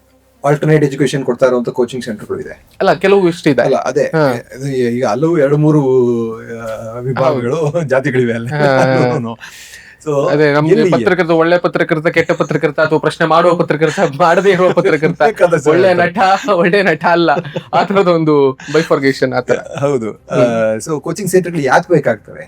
ಶಾಲೆಯಲ್ಲಿ ಹೇಳ್ಕೊಡೋ ಪಾಠನ ಸರಿಯಾಗಿ ಹೇಳ್ಕೊಡಕ್ ಆಗದೆ ಇದ್ದಾಗ, ಸಮಯದ ಮಿತಿ ಇದ್ದಾಗ, ನಮ್ಮ ಸಂಪನ್ಮೂಲಗಳ ಮಿತಿ ಇದ್ದಾಗ, ಇಲ್ಲಾಂದ್ರೆ ಉದ್ದೇಶವೇ ಇಲ್ಲದೆ ಇದ್ದಾಗ, ಸೊ ಸರ್ಕಾರಕ್ಕೆ ಉದ್ದೇಶನೇ ಇಲ್ಲ. ಸರ್ಕಾರಿ ಶಾಲೆಗಳನ್ನ ಆದಷ್ಟು ಮುಚ್ಚೋದಕ್ಕೆ ಪ್ರಯತ್ನ ಪಡ್ತಾರೆ. ಶಿಕ್ಷಣ ಹಕ್ಕು ನಮಗೆ ಹಕ್ಕಾಗಿ ಹಕ್ಕನ್ನು ಮಾಡ್ಬಿಟ್ರು ಅದನ್ನ, ರೈಟ್ ಟು ಎಜುಕೇಶನ್ ಅಂತ. ಇದ್ರೆ ತಾನೇ ರೈಟ್ ಸಿಕ್ಕೋದು. ರೈಟ್ ಟು ಫುಟ್ಪಾತ್ ಅಂತಿದ್ದಾರೆ, ಫುಟ್ಪಾತ್ ಇದ್ರೆ ತಾನೇ ನಾವು ನಡೆಯೋದು ರೈಟ್ ಅದ್ರ ಮೇಲೆ. ಸೊ ಅದು ಸಮಗ್ರ ಬದಲಾವಣೆ ಆಗ್ಬೇಕಾಗಿದೆ. ಇದಂತೂ ಆಗ್ತಾ ಇದೆ. ಮೊದಲಿಂದಲೂ ಪ್ರೈವೇಟೈಸೇಷನ್ ಮಾಡುವಂತ ಒಂದು ಇದೇ ನಡೀತದೆ. ಯಾಕಂದ್ರೆ ಎಜುಕೇಶನ್ ಇನ್ಸ್ಟಿಟ್ಯೂಷನ್ಗಳೆಲ್ಲ ಎಲ್ಲ ಪಕ್ಷದ ರಾಜಕಾರಣಿಗಳು ಹಿಡ್ಕೊಂಡು ಕೂತಿದ್ದಾರೆ. ದುಡ್ಡು ಮಾಡೋ ಜಾಗ ಅಲ್ಲ, ಚೆನ್ನಾಗಿ ದುಡ್ಡು ಮಾಡ್ಬೋದು. ನಮಗೆ ಭಯ, ಇದನ್ನ ಪಾಲಿಟಿಕ್ಸ್ ಆಫ್ ಫಿಯರ್ ಅಂತ ಹೇಳ್ತಾರಲ್ಲ, ಇವರು ಧರ್ಮದ ಹೆಸರಿನಲ್ಲಿ ಹುಟ್ಟಾಕ್ತಾರೋ ಫಿಯರ್ ಒಂದು, ಭವಿಷ್ಯದ ಹೆಸರಲ್ಲಿ ಹುಟ್ಟಾಕೋ ಫಿಯರ್ ಒಂದು. ಭವಿಷ್ಯದ ಹೆಸರಲ್ಲಿ ನೀವು ಫಿಯರ್ ಹುಟ್ಟಾಕಿದಾಗ ನಾವೇನ್ ಮಾಡ್ತೀವಿ, ಶಿಕ್ಷಣದಲ್ಲಿ ಅದನ್ನೇ ತಗೊಂಡಿದ್ದಾರೆ. ನಾವು ಅಲ್ಲಿ ಹೋಗಿ ಸರ್ಕಾರಿ ಶಾಲೆ ಕಳಿಸಿ ಏನು ಕಲಿತಾ ಇಲ್ಲ ಮಕ್ಕಳು ಅಂತಂದಾಗ ನಾವು ಭಯ ಶುರು ಆಗುತ್ತೆ. ಇವ್ರ ಭವಿಷ್ಯ ಏನಾಗುತ್ತೋ, ಮಕ್ಕಳಿಗೋಸ್ಕರನೇ ಎಲ್ಲರೂ ಬದುಕೋದು, ಎಲ್ಲರೂ ಕೆಲಸ ಮಾಡೋದು. ಎಷ್ಟಾದ್ರೂ ಖರ್ಚಾಗ್ಲಿ ಪರವಾಗಿಲ್ಲ ಪ್ರೈವೇಟ್ ಸ್ಕೂಲ್ ಹಾಕು, ಎಷ್ಟಾದ್ರೂ ಖರ್ಚಾಗ್ಲಿ ಪರವಾಗಿಲ್ಲ ಬೇರೆ ದೇಶಕ್ಕೆ ಕಳಿಸು. ಹೀಗೆ ಆಗಿ ರವೀಶ್ ಕುಮಾರ್ ಒಂದು ಪ್ರೋಗ್ರಾಮ್ ಮಾಡಿದ್ರು. ಎಷ್ಟು ದುಡ್ಡು ಹೊರಗಡೆ ಹೋಗ್ತಾ ಇದೆ ನಮ್ಗೆ, ಈಗ ವಿಧಿ ಇಲ್ಲದೆ ಹೊರಗಡೆ ಕಳಿಸ್ತಾ ಇದ್ದಾರೆ ಮಕ್ಕಳನ್ನ. ಇವತ್ತಿನ ತಂತ್ರಜ್ಞಾನ ಯುಗದಲ್ಲಿ ಎಕ್ಸ್ಪೋಜರ್ ಎಷ್ಟಿದೆ ಮಕ್ಕಳಿಗೆ ಅಂದ್ರೆ, ಮಕ್ಳು ಕೇಳ್ತಾರೆ ನಾವು ಅಲ್ಲೇ ಹೋಗ್ಬೇಕು, ಅಲ್ಲೇ ಓದ್ಬೇಕು, ಬೆಸ್ಟ್ ಎಜುಕೇಶನ್ ಅಲ್ಲೇ ಸಿಗ್ತಾ ಇದೆ, ಎಲ್ಲದಕ್ಕೂ ರೇಟಿಂಗ್ಸ್ ಇರುತ್ತೆ. ನಮ್ ರೇಟಿಂಗ್ ಎಲ್ಲೂ ಇಲ್ಲ, ಯಾವ್ದ್ರಲ್ಲೂ ನಮ್ಮ ರೇಟಿಂಗ್ ಮೇಲ್ಗಡೆ ಆಗಿಲ್ಲ. ಇರೋದನ್ನು ಹೊಡೆದಾಗ್ತಾ ಇದಾರೆ. ಅಜಮ್ ಖಾನ್ UP-ಯಲ್ಲಿ ಅಜಮ್ ಖಾನ್ ಅವರು ಅವರ ಯೂನಿವರ್ಸಿಟಿನ, ಅವ್ರು ಏನೇ ಆಗಿರ್ಬೋದು, ಒಂದು ಯೂನಿವರ್ಸಿಟಿ ನೀವು ಹೆಂಗ್ ಹೊಡೆದಾಗ್ತೀರಾ, ಒಂದು ವಿದ್ಯೆ ಕೊಡ್ತಾ ಇದ್ದಾಗ ಹೆಂಗ್ ಹೊಡೆದಾಗ್ತೀರಾ, ಅದನ್ನ ಉಪಯೋಗಿಸ್ಲಿ ಅಟ್ಲೀಸ್ಟ್. ಕಾನೂನಾತ್ಮಕವಾಗಿ ಏನು ಮಾಡ್ತಾ ಇಲ್ಲ, ಇಲ್ಲೆಲ್ಲವೂ ಕೂಡ ನೈತಿಕವಾಗಿ ಪೊಲೀಸ್ ಗಿರಿ ಅನ್ನೋ ಹಾಗೆ ಎಲ್ಲ ಮಾಡ್ತಾ ಇಲ್ಲ. ರಾಜಕೀಯ ಬೆನಿಫಿಟ್ ಏನಿದೆ ಅದನ್ನ ನೋಡ್ಕೊಂಡು ಮಾಡ್ತಾ ಇದಾರೆ. ಎಲ್ಲದರಲ್ಲೂ ರಾಜಕೀಯ ಬೆನಿಫಿಟ್ ಹೆಂಗ್ ಸಿಗುತ್ತೆ, ನೀವು ಹೆಂಗೆ ಹೊಡಿಬಹುದು ಜನಗಳ ಮನಸ್ಸನ್ನ. ಇದನ್ನ ನಾನು ಮುಸ್ಲಿಮನ ಮೇಲೆ, ಮುಸ್ಲಿಂ ಕಟ್ಟಿದ ಯೂನಿವರ್ಸಿಟಿ, ಮುಸ್ಲಿಂ ಕಟ್ಟಿದ ಸ್ಕೂಲ್ ಆಯ್ತಲ್ಲ, ಒಂದು ಸ್ಕೂಲ್ ನೋಡಿದ್ರಲ್ಲ, ಏನೇನೋ ಹೇಳಿ ಅದನ್ನ ಕನ್ಸ್ಟ್ರಕ್ಷನ್ ಪರ್ಮಿಟ್ ಇಲ್ಲ ಅಂತ ಹೇಳಿ. ಒಂದು ಹಳ್ಳಿಯಲ್ಲಿ ಪಾಪ ಅವನು ಸ್ಕೂಲ್ ನಡೆಸ್ತಾ ಇದ್ದಾನೆ, ಫ್ರೀಯಾಗಿ ಸ್ಕೂಲ್ ನಡೆಸ್ತಾ ಇದ್ದಾನೆ ಮಕ್ಕಳಿಗೋಸ್ಕರ. ಅವ್ನು ಸ್ಕೂಲ್ ಕಟ್ಟಿದ್ದಾನೆ, ಅವ್ನು ಸ್ವಂತ ಕಾಸು ಸ್ಕೂಲ್ ಕಟ್ಟಿದ್ದಾನೆ, ಅದ್ರ ಬಿಲ್ಡಿಂಗ್ ನೋಡಿದಾಗ ಅವನು ಮುಸ್ಲಿಂ ಅನ್ನೋ ಒಂದೇ ಒಂದು ಕಾರಣಕ್ಕೆ. ಸೊ ಇವರಿಗೆ ಉದ್ದೇಶ ಇನ್ನೇನಿಲ್ಲ, ಅಧಿಕಾರದಲ್ಲಿ ಇರಬೇಕು. ಅಧಿಕಾರದಲ್ಲಿ ಹೆಂಗಿರ್ಬೇಕು, ದೇಶನ ಒಡೆದು, ಮನೆಯನ್ನ ಹಾಳು ಮಾಡಿ, ಜನಗಳನ್ನ ಒಡೆದು, ಜನಗಳ ಮನಸ್ಸನ್ನು ಒಡೆದು, ಒಬ್ಬರ ಮೇಲೆ ಒಬ್ಬರಿಗೆ ದ್ವೇಷ ಬರೆಸಿ ಡಿವೈಡ್ ಮಾಡಿದಾಗ ಹಿಂದೂ ಓಟ್ಗಳೆಲ್ಲ ನಮ್ಗೆ ಗ್ಯಾರಂಟಿ ಇಲ್ಲ. ಇವರು ಮಂದಿರ ಕಟ್ಟಿಬಿಟ್ರೆ ಆಯ್ತು, ಮಂದಿರ ಕಟ್ಟಿ ಅದನ್ನು ಲೂಟಿ ಮಾಡಬಹುದಲ್ಲ, ಡಬಲ್ ಪ್ರಾಫಿಟ್. ಮಂದಿರ ಕಟ್ಟಿದ್ರೆ ಓಟು ಸಿಗುತ್ತೆ, ಆ ಕಡೆ ಲೂಟಿ ಮಾಡೋರು ದುಡ್ಡು ಸಿಗುತ್ತೆ. ನಿಮ್ಗೆ ಸಹಜವಾಗಿ ನಾನು ಕೇಳೋದು, ಅಥವಾ ಸಹಜವಾಗಿ ಜನರಲ್ಲಿ ಏನ್ ಅಭಿಪ್ರಾಯ ಮೂಡುತ್ತೆ ಅಂತಂದ್ರೆ, ಕಿಶೋರ್ ಅವರು ಈ ತರದೆಲ್ಲ ಮಾತನಾಡ್ತಿರುವಂತಹ ಸಂದರ್ಭದಲ್ಲಿ, ರಾಹುಲ್ ಗಾಂಧಿ ಮಾತನಾಡಿದ ಹಾಗೆ ಮಾತಾಡ್ತಿದಾರಲ್ಲ, ಕಾಂಗ್ರೆಸ್ನವರು ಮಾತನಾಡಿದ ಹಾಗೆ ಮಾತಾಡ್ತಿದಾರಲ್ಲ, ಇವರು ಕಾಂಗ್ರೆಸ್ ಪರವ, ಬಿಜೆಪಿ ವಿರುದ್ಧವ ಅನ್ನುವಂತಹ ಒಂದು ಆಲೋಚನೆ, ಚಿಂತನೆ ಬಂದ್ಬಿಡತ್ತೆ ಅಂತ. ನಿಮ್ಮನ್ನ ಬೊಟ್ಟು ಮಾಡೋರು ಜಾಸ್ತಿ ಆಗುತ್ತೆ ಅಂತ, ನಿಮ್ಮ ಕಡೆಗೆ ನಾನು ಆಗ್ಲೇ ಹೇಳಿದಾಗೆ ಕಲ್ಲೆಸೆಯೋರು ಜಾಸ್ತಿ ಆಗುತ್ತೆ ಅಂತ. ಇದರಲ್ಲಿ ಹೇಗೆ ಎದುರಿಸ್ತೀರಿ? ಹೇಗೆ ಒಂದು ಸವಾಲ್ ಇದೆಯಲ್ಲ ನಿಮ್ಮ ಮುಂದೆ, ಅದ್ರ ಬಗ್ಗೆ ತಲೆ ಕೆಡಿಸ್ಕೊಳ್ಬೇಕಾಗಿಲ್ಲ. ಅಂದ್ರೆ ನಾವು ಸರಿ ದಾರಿಲಿ ಹೋಗ್ತಾ ಇದೀವಿ ಅಂತ ಅರ್ಥ, ಯಾರು ಒಂದೇ ದಾರಿಲಿ ಹೋಗ್ತಾ ಇದೀವಿ ಅಂತ ಅರ್ಥ. ಯಾವ ತರ ರಾಹುಲ್ ಗಾಂಧಿ ತರ ಮಾತಾಡ್ತಾ ಇದೀನಿ ಅಂದ್ರೆ, ರಾಹುಲ್ ಗಾಂಧಿನೂ ಮೋಸ್ಟ್ಲಿ ಸರಿ, ನಾನ್ ಸರಿ ಮಾತಾಡ್ತಾ ಇರ್ಬೋದು ಅಂತ ನನ್ಗನ್ಸಿದ್ರೆ, ರಾಹುಲ್ ಗಾಂಧಿನೂ ಮೋಸ್ಟ್ಲಿ ಸರಿಯಾಗಿ ಮಾತಾಡ್ತಾ ಇದ್ದಾರೆ ಅಂತ ಒಂದು ಸರ್ಟಿಫಿಕೇಟ್ ಕೊಟ್ಟಂಗೆ. ಇವರ ಟೀಕೆಗಳು, ಇವರ ಕಲ್ಲು ತೂರಾಟ, ಇವರ ಮೊಟ್ಟೆ ತೂರಾಟ, ಟೊಮೆಟೊ ತೂರಾಟ ಎಲ್ಲವೂ ಒಂದು ಸರ್ಟಿಫಿಕೇಟ್ ತರ. ಅಂದ್ರೆ ನಾವು ಸರಿ ದಾರಿಲಿ ಹೋಗ್ತಾ ಇದೀವಿ. ರಾಹುಲ್ ಗಾಂಧಿ ಬಗ್ಗೆ ನನಗೆ ನಿಜವಾಗ್ಲೂ ಹೆಮ್ಮೆ ಅನ್ಸೋದು ಅಂದ್ರೆ, ಆ ಮನುಷ್ಯನ ತೇಜೋವಧೆ ಮಾಡಕ್ಕೆ ಏನೆಲ್ಲ ಪ್ರಯತ್ನ ಮಾಡಿ, ಕೋಟ್ಯಾಂತರ ರೂಪಾಯಿ ಖರ್ಚು ಮಾಡಿ, ಇವರ IT ಸೆಲ್ ಮೂಲಕ ಏನೆಲ್ಲ ಮಾಡಿದ್ರು ಸಹ ಆ ಮನುಷ್ಯ ಇವತ್ತು ಪ್ರಜೆಗಳ ಸಮಸ್ಯೆಯನ್ನು ಎತ್ಕೊಂಡು, ಒಂದೊಂದು ಸಮಸ್ಯೆಯನ್ನು ಬೇರೆ ಯಾವ ಲೀಡರ್ಗಳು ಒಂದೊಂದು ಸಮಸ್ಯೆಯನ್ನು ಎತ್ಕೊಂಡು ದೊಡ್ಡದಾಗಿ ಜನಗಳ ಹತ್ರ ತಲುಪಿಸೋದಕ್ಕೆ ಪ್ರಯತ್ನ ಮಾಡ್ತಾ ಇದ್ದಾರೆ. ಜೊತೆಗೆ ಸಾಕ್ಷಿ ಇಲ್ಲದೆ ಎಲ್ಲೂ ಮಾತಾಡ್ತಾ ಇಲ್ಲ ಮನುಷ್ಯ. ವೋಟ್ ಚೋರಿ ಮುಂಚೆನೂ ನಾವೆಲ್ಲರೂ ಕ್ಲೇಮ್ ಮಾಡ್ತಿದ್ವಿ, ಈಗ ಕಳ್ತನ ಮಾಡ್ತಾ ಇದ್ವಿ, ಎಲ್ಲೋ ಕಳ್ತನ ಮಾಡ್ತಾ ಇದ್ದಾರೆ ಅಂತ. ಆ ವೋಟ್ ಚೋರಿಯ ಸಾಕ್ಷ್ಯ ಸಿಗೋ ತನಕ ಆ ಮನುಷ್ಯ ಮಾತಾಡಲಿಲ್ಲ. ಸಾಕ್ಷಿ ಇಲ್ಲದೆ ಮಾತಾಡ್ತಾ ಇಲ್ಲ. ಇವ್ರ ತರ ಬಾಯಿಗೆ ಬಂದಂಗೆ ಸುಳ್ಳು ಹೇಳಲ್ಲ ಈ ಮನುಷ್ಯ. ನಮ್ಮ ಪ್ರಧಾನಿ ಅಂತೂ ಸುಳ್ಳು ಹೇಳೋದ್ರಲ್ಲಿ ನಿಪುಣ. ಬಾಯಿಗೆ ಬಂದ ಸುಳ್ಳುಗಳು ಹೇಳಿದ್ದಾರೆ, ಸುಳ್ಳುಗಳನ್ನ ತುಂಬಾ ಬಾಲಿಶವಾದ ಸುಳ್ಳುಗಳನ್ನೆಲ್ಲ ಹೇಳಿದ್ದಾರೆ. ಅದಕ್ಕೆ ಚಪ್ಪಾಳೆ ತಟ್ಟಿದ್ದಾರೆ ಬೇರೆ ವಿದ್ಯಾವಂತ ಜನ ಕೂತ್ಕೊಂಡು. ಅದನ್ನೆಲ್ಲ ಹೇಳಿದ್ರೆ ನನಗೆ ಗೊತ್ತಿಲ್ಲ, ಓಕೆ ಅದನ್ನ ಮಾತಾಡದೇ ಇರೋದೇ ವಾಸಿ ಅನ್ಸುತ್ತೆ. ಮಾತಾಡಿ ಏನೂ ನಾವು ಯಾವ್ದು ನಮ್ಸಕ್ಕಾಗಲ್ಲ, ಪ್ರೂವ್ ಮಾಡಿ ಟೀಕೆ ಆಗುತ್ತೆ ಅಷ್ಟೇ. ಟೀಕೆ ಈಗ ಒಬ್ಬ ದೇಶದ ಪ್ರಧಾನಿ ಸ್ವಲ್ಪ ಜವಾಬ್ದಾರಿಯುತವಾಗಿ ಮಾತಾಡ್ಬೇಕ. ನಾನು ಕೂತ್ಕೊಂಡಿಲ್ಲಿ ನಾನು ಐಡಿಯಾ ಕೊಟ್ಟೆ, ಏರ್ಫೋರ್ಸ್ ಅವ್ರಿಗೆ ಅಟ್ಯಾಕ್ ಮಾಡಿ, ಮೋಡ ಇತ್ತು ಅಟ್ಯಾಕ್ ಮಾಡಿ ಅಂತ ಐಡಿಯಾ ಕೊಟ್ಟೆ ಅಂತಂದ್ರೆ ಎಲ್ಲಿ ಇದು ತುಂಬಾ ಬಾಲಿಶ. ದೇಶದ ಪ್ರಧಾನಿ ಆಡುವಂತ ಮಾತಾದು ಹಂಗೆ ಹೇಳೋದು. ಅಲ್ಲೇ ಹೋಗಿ ನೀವು ಇದು ಟರ್ಬೈನ್ ಇದೆಯಲ್ಲ, ಆ ಟರ್ಬೈನ್ ನನಗೆ ಹುಚ್ಚುಚ್ಚಾಗಿ ಐಡಿಯಾಗಳು ಬರೋಕ್ ಸಾಧ್ಯ. ಅದನ್ನ ನಾನು ಒಪ್ಕೋತೀನಿ. ಟರ್ಬೈನ್ ಇದೆ, ಏರ್ ಟರ್ಬೈನ್, ಅದರಿಂದ ನೀವು ಆಕ್ಸಿಜನ್ ಮಾಡ್ಬೋದಲ್ಲ ಅಂತ. ಈಗ H2 ಇದು ನೀರಿಂದ ಗ್ಯಾಸ್ ಎಲ್ಲ ತುಂಬಿಸ್ತದೆ. ಅಂದ್ರೆ ಈ ತರ ಸುಳ್ಳುಗಳು ಹೇಳೋದಿದೆಯಲ್ಲ, ಈ ಸುಳ್ಳುಗಳು ಹೇಳಿ ಏನನ್ನ ಪ್ರೂವ್ ಮಾಡಕ್ ಟ್ರೈ ಮಾಡ್ತಾರೆ. ಅದ ಮೋಸ್ಟ್ಲಿ ಅವರು ಜನಗಳನ್ನ ಎಷ್ಟು ಮೂರ್ಖರು ಅಂತ ಅಳತೆ ಮಾಡೋದು ಟ್ರೈ ಮಾಡ್ತಾ ಇದಾರೆ ಅನ್ಸುತ್ತೆ. ಚಪ್ಪಾಳೆ ತಟ್ಟದ ತಕ್ಷಣ ನೀವು ಎಷ್ಟು ಮೂರ್ಖ ಅಂತ ಗೊತ್ತಾಗುತ್ತಲ್ಲ. ಸೊ ಇಂಥ ಮೂರ್ಖರನ್ನ ಹ್ಯಾಂಡಲ್ ಮಾಡೋದು ಈಸಿ ಅಲ್ಲ. ನಾನು ಸುಳ್ಳು ಹೇಳಿ ಇಷ್ಟು ದಿವಸ ಇವ್ರನ್ನ ಆರಾಮಾಗಿ ನಾನು ಕಂಟ್ರೋಲ್ ಮಾಡಕ್ ಆಗ್ತಾ ಇದೆ ಅಂದ್ರೆ ಜನ ವಿವೇಕ ಕಳ್ಕೊಂಡಿದ್ದಾರೆ ಅಂತ ಅನಿಸ್ತಿದೆಯಾ ನಿಮ್ಗೆ? ಖಂಡಿತ ಕಳ್ಕೊಂಡಿದ್ದಾರೆ. ಅವ್ರಿಗೆ ಯಾರು ಓಟ್ ಆಗ್ತಾ ಇದೀವೋ ಅವ್ರೆಲ್ಲರೂ ಖಂಡಿತ ವಿವೇಕಿಗಳಾಗಿದ್ದರೆ ನಾವು ಖಂಡಿತ ಅವ್ರಿಗೆ ಓಟ್ ಹಾಕ್ತಾರೆ. ಈಗ ಒಂದು ಎಜುಕೇಶನ್ ಸರ್ಟಿಫಿಕೇಟ್ ಅವ್ರದ್ದು ಅದೆಷ್ಟೇ ಕಾಂಟ್ರವರ್ಷಿಯಲ್ ಇರ್ಬೋದು ಇದ್ರೆ, ಈಗ ನನ್ನ ಬಗ್ಗೆ ನನ್ನ ಎಜುಕೇಶನ್ ಸರಿ ಇಲ್ಲ ಅಂತ ಹೇಳಿದ್ರೆ ಇಮಿಡಿಯೇಟ್ ಆಗಿ ನಾವು ಒಂದು ಸರ್ಟಿಫಿಕೇಟ್ ತೋರಿಸ್ಬಿಡಿ, ನೋಡ್ರಪ್ಪ ನೋಡ್ಕೊಳ್ಳಿ, ನಿಮ್ಗೆ ಏನೋ ಡೌಟ್ ಇದೆ ಹೋಗಿ ಯೂನಿವರ್ಸಿಟಿ ಕೇಳ್ಕೊಳ್ಳಿ. ಅದು ಯಾಕೆ ತೋರಿಸ್ತಾ ಇಲ್ಲ ಅವರು? ನೀವು ಎಜುಕೇಟ್ ಆಗಿರ್ಬೇಡಿ, ಬೇಕಾಗಿಲ್ಲ. ನೀವು ಏನು MA ಮಾಡ್ಬೇಕಾಗಿಲ್ಲ, PA ಮಾಡ್ಬೇಕಾಗಿಲ್ಲ, ನೀವು 1ನೇ ಕ್ಲಾಸ್ ಓದ್ಬೇಕಾಗಿಲ್ಲ.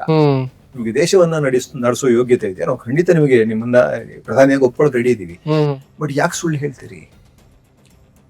ದೇಶ ಕಂಡಲ್ಲ, ನೀವು ಯಾವುದೇ ಪ್ರಪಂಚದ ಯಾವುದೇ ದೇಶಗಳಲ್ಲೂ ಇಷ್ಟು ಸುಳ್ಳುಕೋರ ಪ್ರಧಾನಿ ಇರ್ಲಿಕ್ಕೆ ಸಾಧ್ಯ ಇಲ್ಲ ಅನ್ಸುತ್ತೆ. ತುಂಬಾ ಸುಳ್ಳು ಬರುಕ ಪ್ರಧಾನಿ. ಇಷ್ಟು ಸುಳ್ಳಂತೂ ಅಯ್ಯೋ, ಮಾತಿಗೂ ಸುಳ್ಳು. ಇವ್ರು ಕೊಟ್ಟ ಭರವಸೆಗಳೆಲ್ಲ ಫಸ್ಟೇ ಸುಳ್ಳು. ನಿಜವಾಗ್ಲೂ ಇವತ್ತು ಬೆಳಗ್ಗೆ ಯೋಚನೆ ಮಾಡ್ತಾ ಇದ್ದೆ, ಇದರ ಸೋನಮ್ ವಾಂಗ್ಚುಕ್ ಅವ್ರನ್ನ ಅರೆಸ್ಟ್ ಮಾಡಿದಾಗ, ಅರೆಸ್ಟ್ ಅಲ್ಲ, ಅದು ಇಲ್ಲಿಗಲ್ ಡಿಟೈನ್ಮೆಂಟ್ ಅಂತ. ಡಿಟೈನ್ಮೆಂಟ್ ಅಲ್ಲ, ಇಲ್ಲಿಗಲ್. ಅವರೇ ಹಂಗೆ ಹೇಳ್ಕೊಂಡಿದ್ದಾರೆ ವಾಂಗ್ಚುಕ್ ಕೂಡ, ನನ್ನನ್ನು ಬಲವಂತವಾಗಿ ಈ ತರವಾಗಿ ಬಂಧಿಸಿದ್ದಾರೆ ಅಷ್ಟೇ. ಈ ರೌಡಿಗಳು ಎತ್ತಾಕೊಂಡು ಹೋಗ್ತಾರಲ್ಲ, ಹಂಗೆ ರೌಡಿಗಳ ತರ ಎತ್ತಾಕೊಂಡು ಹೋಗಲ್ಲ ಪೊಲೀಸ್, ಗುಲಾಮ ಪೊಲೀಸ್ ಇಟ್ಕೊಂಡು. ಅದಾದಾಗ ಪ್ರೈಮ್ ಮಿನಿಸ್ಟರ್ ರಿಯಾಕ್ಟ್ ಮಾಡಿದ್ದಾರೆ ಅಂತ ಸುಮಾರು ಇಂಡಿಪೆಂಡೆಂಟ್ ಯೂಟ್ಯೂಬರ್ಸ್ ಎಲ್ಲ, ನ್ಯೂಸ್ ಮಾಡುವಂತ ಯೂಟ್ಯೂಬರ್ಸ್ ಎಲ್ಲ ಹಾಕಿದ್ರು. ನಾನು ಪರವಾಗಿಲ್ಲ ರಿಯಾಕ್ಟ್ ಮಾಡ್ಬಿಟ್ರೆ ಪರವಾಗಿಲ್ಲ ಅಂತ ಅಂದ್ಬಿಟ್ಟು ತೆಗೆದು ನೋಡಿದೆ. ಯಾವುದು ಅಂತಂದ್ರೆ ಅದು ಅಣ್ಣಾ ಆಂದೋಲನ ಟೈಮಲ್ಲಿ ಇವ್ರು ಹೇಳಿದ್ದು. ಇವತ್ತಿಗೆ ತುಂಬಾ ಪ್ರಸ್ತುತ. ನಿಜವಾಗ್ಲೂ ಆವತ್ತಿದ್ದ ಮೋದಿ ಇವತ್ತಿಗೆ ಪ್ರಧಾನಿ ಆಗಿದೆ, ನಿಜವಾಗ್ಲೂ ನಾನು ಮೆಚ್ಕೋತಾ ಇದ್ದೆ. ಏನು ಜನಪರ ಮಾತುಗಳು ಎಲ್ಲಾನು ಅಷ್ಟೇ, ರೂಪಾಯಿ ಅಪಮೌಲ್ಯದಿಂದ ಹಿಡಿದು ಎಲ್ಲದ್ರ ಬಗ್ಗೆ, GST ಬಗ್ಗೆ, ಪೆಟ್ರೋಲ್ ಬಗ್ಗೆ. 2014 ಎಲೆಕ್ಷನ್ ಇತ್ತಲ್ಲ ಸರ್, ಅದಕ್ಕೆ ಮುಂಚಿನ ಮಾತುಗಳು ಇವ್ರು ನೋಡಿದ್ರೆ, ಆ ಮಾತುಗಳನ್ನ ಇವರೇ ಜ್ಞಾಪಿಸ್ಕೊಂಡ್ಬಿಟ್ರೆ ನಿಜವಾಗ್ಲೂ ಅವರೇ ಕಪಳ ಕೊಡ್ಕೊಂಡ್ಬಿಡ್ತಾರೆ ಅನ್ಸುತ್ತೆ. ನಾನು ಹಂಗಾಗಿದ್ನ ಅಂತ. ಈಗ ನಾನು ತುಂಬಾ ಪ್ರೋಗ್ರೆಸಿವ್ ಆಗಿದ್ದು, ಒಂದು 10 ವರ್ಷ ಆದ್ಮೇಲೆ ತೀರಾ ಕೆಟ್ಟದಾಗಿ ಸುಳ್ಳು ಹೇಳ್ಕೊಂಡು ಅಧಿಕಾರಕ್ಕೋಸ್ಕರ ಏನ್ ತಿಂತಲ್ಲ ಬಾಯಿ ಕೂತಿದ್ದೆಲ್ಲ ಮಾತಾಡ್ಕೊಂಡು ಬೇಡದ ಕೆಲಸ ಮಾಡಬಾರ್ದ ಕೆಲಸನೆಲ್ಲ ಮಾಡ್ಕೊಂಡಿದೀನಿ ಅಂತ ನಿಜವಾಗ್ಲೂ ನನ್ನ ಬಗ್ಗೆ ನನಗೆ ಅವಮಾನ ಆಗಿರು. ಅವ್ರಿಗೆ ಆಗ್ಬೇಕಾದ್ರೆ ಒಂದ್ಸಲ ದಯವಿಟ್ಟು ಅವ್ರಿಗೆ ಹೇಳ್ಬೇಕು, ರಿಕ್ವೆಸ್ಟ್ ಮಾಡ್ಬೇಕಾದ್ರೆ ದಯವಿಟ್ಟು 2014 ಮುಂಚೆ ಎಲ್ಲ ವಿಡಿಯೋ ಹಾಕೊಂಡು ನೋಡ್ಬಿಡಿ ಒಂದ್ಸಲ. ಅವಾಗ್ಲಾದ್ರು ನಿಮ್ಗೆ ಸ್ವಲ್ಪ ಏನಾದ್ರು ಕಣ್ಣು ತೆರೆಯುತ್ತಾ, ಜ್ಞಾನೋದಯ ಆಗುತ್ತಾ ಅಂತ. ಯಾವ್ದೋ ಲೋಕದಲ್ಲಿದ್ದಾರೋ. ಬಹಳ ಕಷ್ಟ. ಅಂದ್ರೆ ಈಗ ನೋಡಿ, ಜನರನ್ನ ಮೂರ್ಖರನ್ನಾಗಿಸಿ ನೋಡುದು ಅಥವಾ ವಿವೇಕ ಕಳೆದುಕೊಂಡಿದ್ದಾರೆ ಜನರು ಅನ್ನೋದು ಎಲ್ಲವೂ ಸರಿ, ಅಥವಾ ಜನ ಎಲ್ಲಿ ತನಕ ವಿವೇಕವನ್ನ ಕಳೆದುಕೊಂಡೇ ಇರ್ತಾರೆ ಅನ್ನುವ ಒಂದು ಸಾಮಾನ್ಯ ಜ್ಞಾನ ಇಂತಹ ಸುಳ್ಳುಗಳನ್ನ ಹೇಳುವವರಿಗೆ ಗೊತ್ತಾದ್ರೆ, ಅರಿವಿಗೆ ಬಂದ್ರೆ ಒಂದಿಷ್ಟು ಬದಲಾವಣೆ ಆಗ್ಬಹುದೇನೋ ಅಂತ ಅನ್ಸುತ್ತೆ. ಬದಲಾವಣೆ ಆಗುವ ಹಾಗಿದ್ರೆ 1 ಟರ್ಮ್ 2 ಟರ್ಮ್ 3ನೇ ಟರ್ಮಲ್ಲೂ ಬದಲಾವಣೆ ಆಗಿಲ್ಲ ಅಂದ್ರೆ ಇವೆಲ್ಲ ಬದಲಾವಣೆ ಆಗೋರ ಅಂತ ನನಗೆ ಅದ್ರ ಬಗ್ಗೆ ಖಂಡಿತ ಭರವಸೆ ಇಲ್ಲ. ಅದಕ್ಕೋಸ್ಕರ ಜನ ಏನ್ ಮಾಡ್ಬೇಕು, ಜನ ವ್ಯವಸ್ಥೆಯನ್ನು ಬದಲಾಯಿಸ್ಬೇಕು. ವ್ಯವಸ್ಥೆಯನ್ನು ಬದಲಾಯಿಸ್ಬೇಕು ಅಂದ್ರೆ ಈಗ ಅನೇಕ ಚಳುವಳಿಗಳು ಕಳೆದ ಒಂದು ದಶಕ ಅಂತ ಇಟ್ಕೊಳ್ಳೋಣ, ಅಲ್ಲಿಂದ ಅನೇಕ ಚಳುವಳಿಗಳು ಬಂದು ರೈತರೆಲ್ಲರೂ ಕೂಡ ವರ್ಷಾನುಗಟ್ಲೆ ಬೀದಿಯಲ್ಲಿದ್ದು ಹೋರಾಟ ಮಾಡಿದ ಫಲವಾಗಿ ಆ 3 ವಿವಾದಿತ ಕಾಯ್ದೆಗಳನ್ನು ವಾಪಸ್ ತೆಗೆದುಕೊಳ್ಬೇಕಾಯ್ತು ಕೇಂದ್ರ ಸರ್ಕಾರ ಅಂತ. ಈಗ ನೀಟ್ ಅಕ್ರಮದ ವಿಷಯಕ್ಕೆ ಸಂಬಂಧಪಟ್ಟ ಹಾಗೆ ವಿದ್ಯಾರ್ಥಿಗಳು ಕಳೆದ 16 ದಿನಗಳಿಂದ ಪ್ರತಿಭಟನೆ ನಡೆಸ್ತಾ ಇದ್ದಾರೆ, ಸಂಸತ್ ಚಲೋ ಎಲ್ಲವೂ ಕೂಡ ಮಾಡ್ತಾ ಇದ್ದಾರೆ. ಮಣಿಯದೇ ಇರುತ್ತಾ? ಯಾಕೆ ಇಷ್ಟು ವಿಳಂಬ ಮಾಡ್ತಾ ಇದ್ದಾರೆ ಅನ್ನುವಂಥ ಪ್ರಶ್ನೆ ಬಂದಂತಹ ಸಂದರ್ಭದಲ್ಲಿ ಚಳುವಳಿಯ ರೂಪ ಸ್ವಲ್ಪ ಬದಲಾವಣೆ ಮಾಡ್ಕೊಳ್ಬೇಕು ಅಂತ ಅನಿಸ್ತಾ ಇದೆಯಾ? ಬದಲಾವಣೆ ಅನ್ನೋದಕ್ಕಿಂತ ಆಗ್ಲೇ ನಾನು ಹೇಳ್ತೀನಲ್ಲ, ಹಾಗೆ ನಿರಂತರವಾಗಿರ್ಬೇಕು ಇದು ಅಂತ ಅನ್ಸುತ್ತೆ. ಈಗ ರೈತ ಹೋರಾಟದಲ್ಲಿ ಒಂದು ಮಟ್ಟಿಗೆ ಜಯ, ರೈತರಿಗೆ ಜಯ ಕಂಡ್ರಿ. ಬಟ್ ಆ ಜಯ ಶಾಶ್ವತವ ತಾತ್ಕಾಲಿಕ? ಖಂಡಿತ ಹೇಳಿದಾಗೆ ಚುನಾವಣೆ ತನಕ. ಅದರ ರಾಜಕೀಯ ಪರಿಣಾಮ ಏನು ಅಂತ ನೋಡ್ಬೇಕು. ರಾಜಕೀಯ ಪರಿಣಾಮ 0. ಆವಾಗ ಫಾರ್ಮರ್ಸ್ ಮೂವ್ಮೆಂಟ್ ನಡಿಬೇಕಾದ್ರೆ ಲಖೀಂಪುರ್ ಕೀರಿಯಲ್ಲಿ ಅವನ ಹೆಸರೇನು ಮಾಡ್ತಾ ಇತ್ತು, ಅವನ ಮಗ ಸ್ಟೇಟ್ ಮಿನಿಸ್ಟರ್ ಮಗ, ಸೆಂಟ್ರಲ್ ಮಿನಿಸ್ಟರ್ ಮಗ ಇದು ಥಾರನ್ನ ತಗೊಂಡೋಗಿ ರೈತರ ಮೇಲೆ ಗುದ್ದಿಸ್ಬಿಟ್ಟ. 6 ಜನ ಸತ್ತು ಹೋದ್ರು. ಅದೇ ಲಖೀಂಪುರ್ ಕೀರಿಯಲ್ಲಿ ಎಲೆಕ್ಷನ್ ಅಲ್ಲಿ ಅವರೇ ಗೆದ್ದ. ಸೊ ನಮಗೆ ನಮ್ಮ ಪ್ರತಿಭಟನೆ, ನಮ್ಮ ಅಸಮಾಧಾನ ಎಲ್ಲವೂ ರಾಜಕೀಯ ಪರಿಣಾಮ ಬದಲಾಗ್ತಾ ಇಲ್ಲ. ಸೊ ಮಧ್ಯದಲ್ಲಿ ಎಲ್ಲೋ ಎಡವಟ್ಟಿದೆ. ಇಲ್ಲ ಜನ ಸರಿಯಾಗಿದ್ದಾರೆ, ಪ್ರಾಸೆಸ್ ಸಮಸ್ಯೆ, ಎಲೆಕ್ಷನ್ ಪ್ರಾಸೆಸ್ ಸಮಸ್ಯೆ ಇರ್ಬೋದು, ಅಥವಾ ಜನನೇ ಕರಪ್ಟ್ ಆಗಿದ್ದಾರೆ.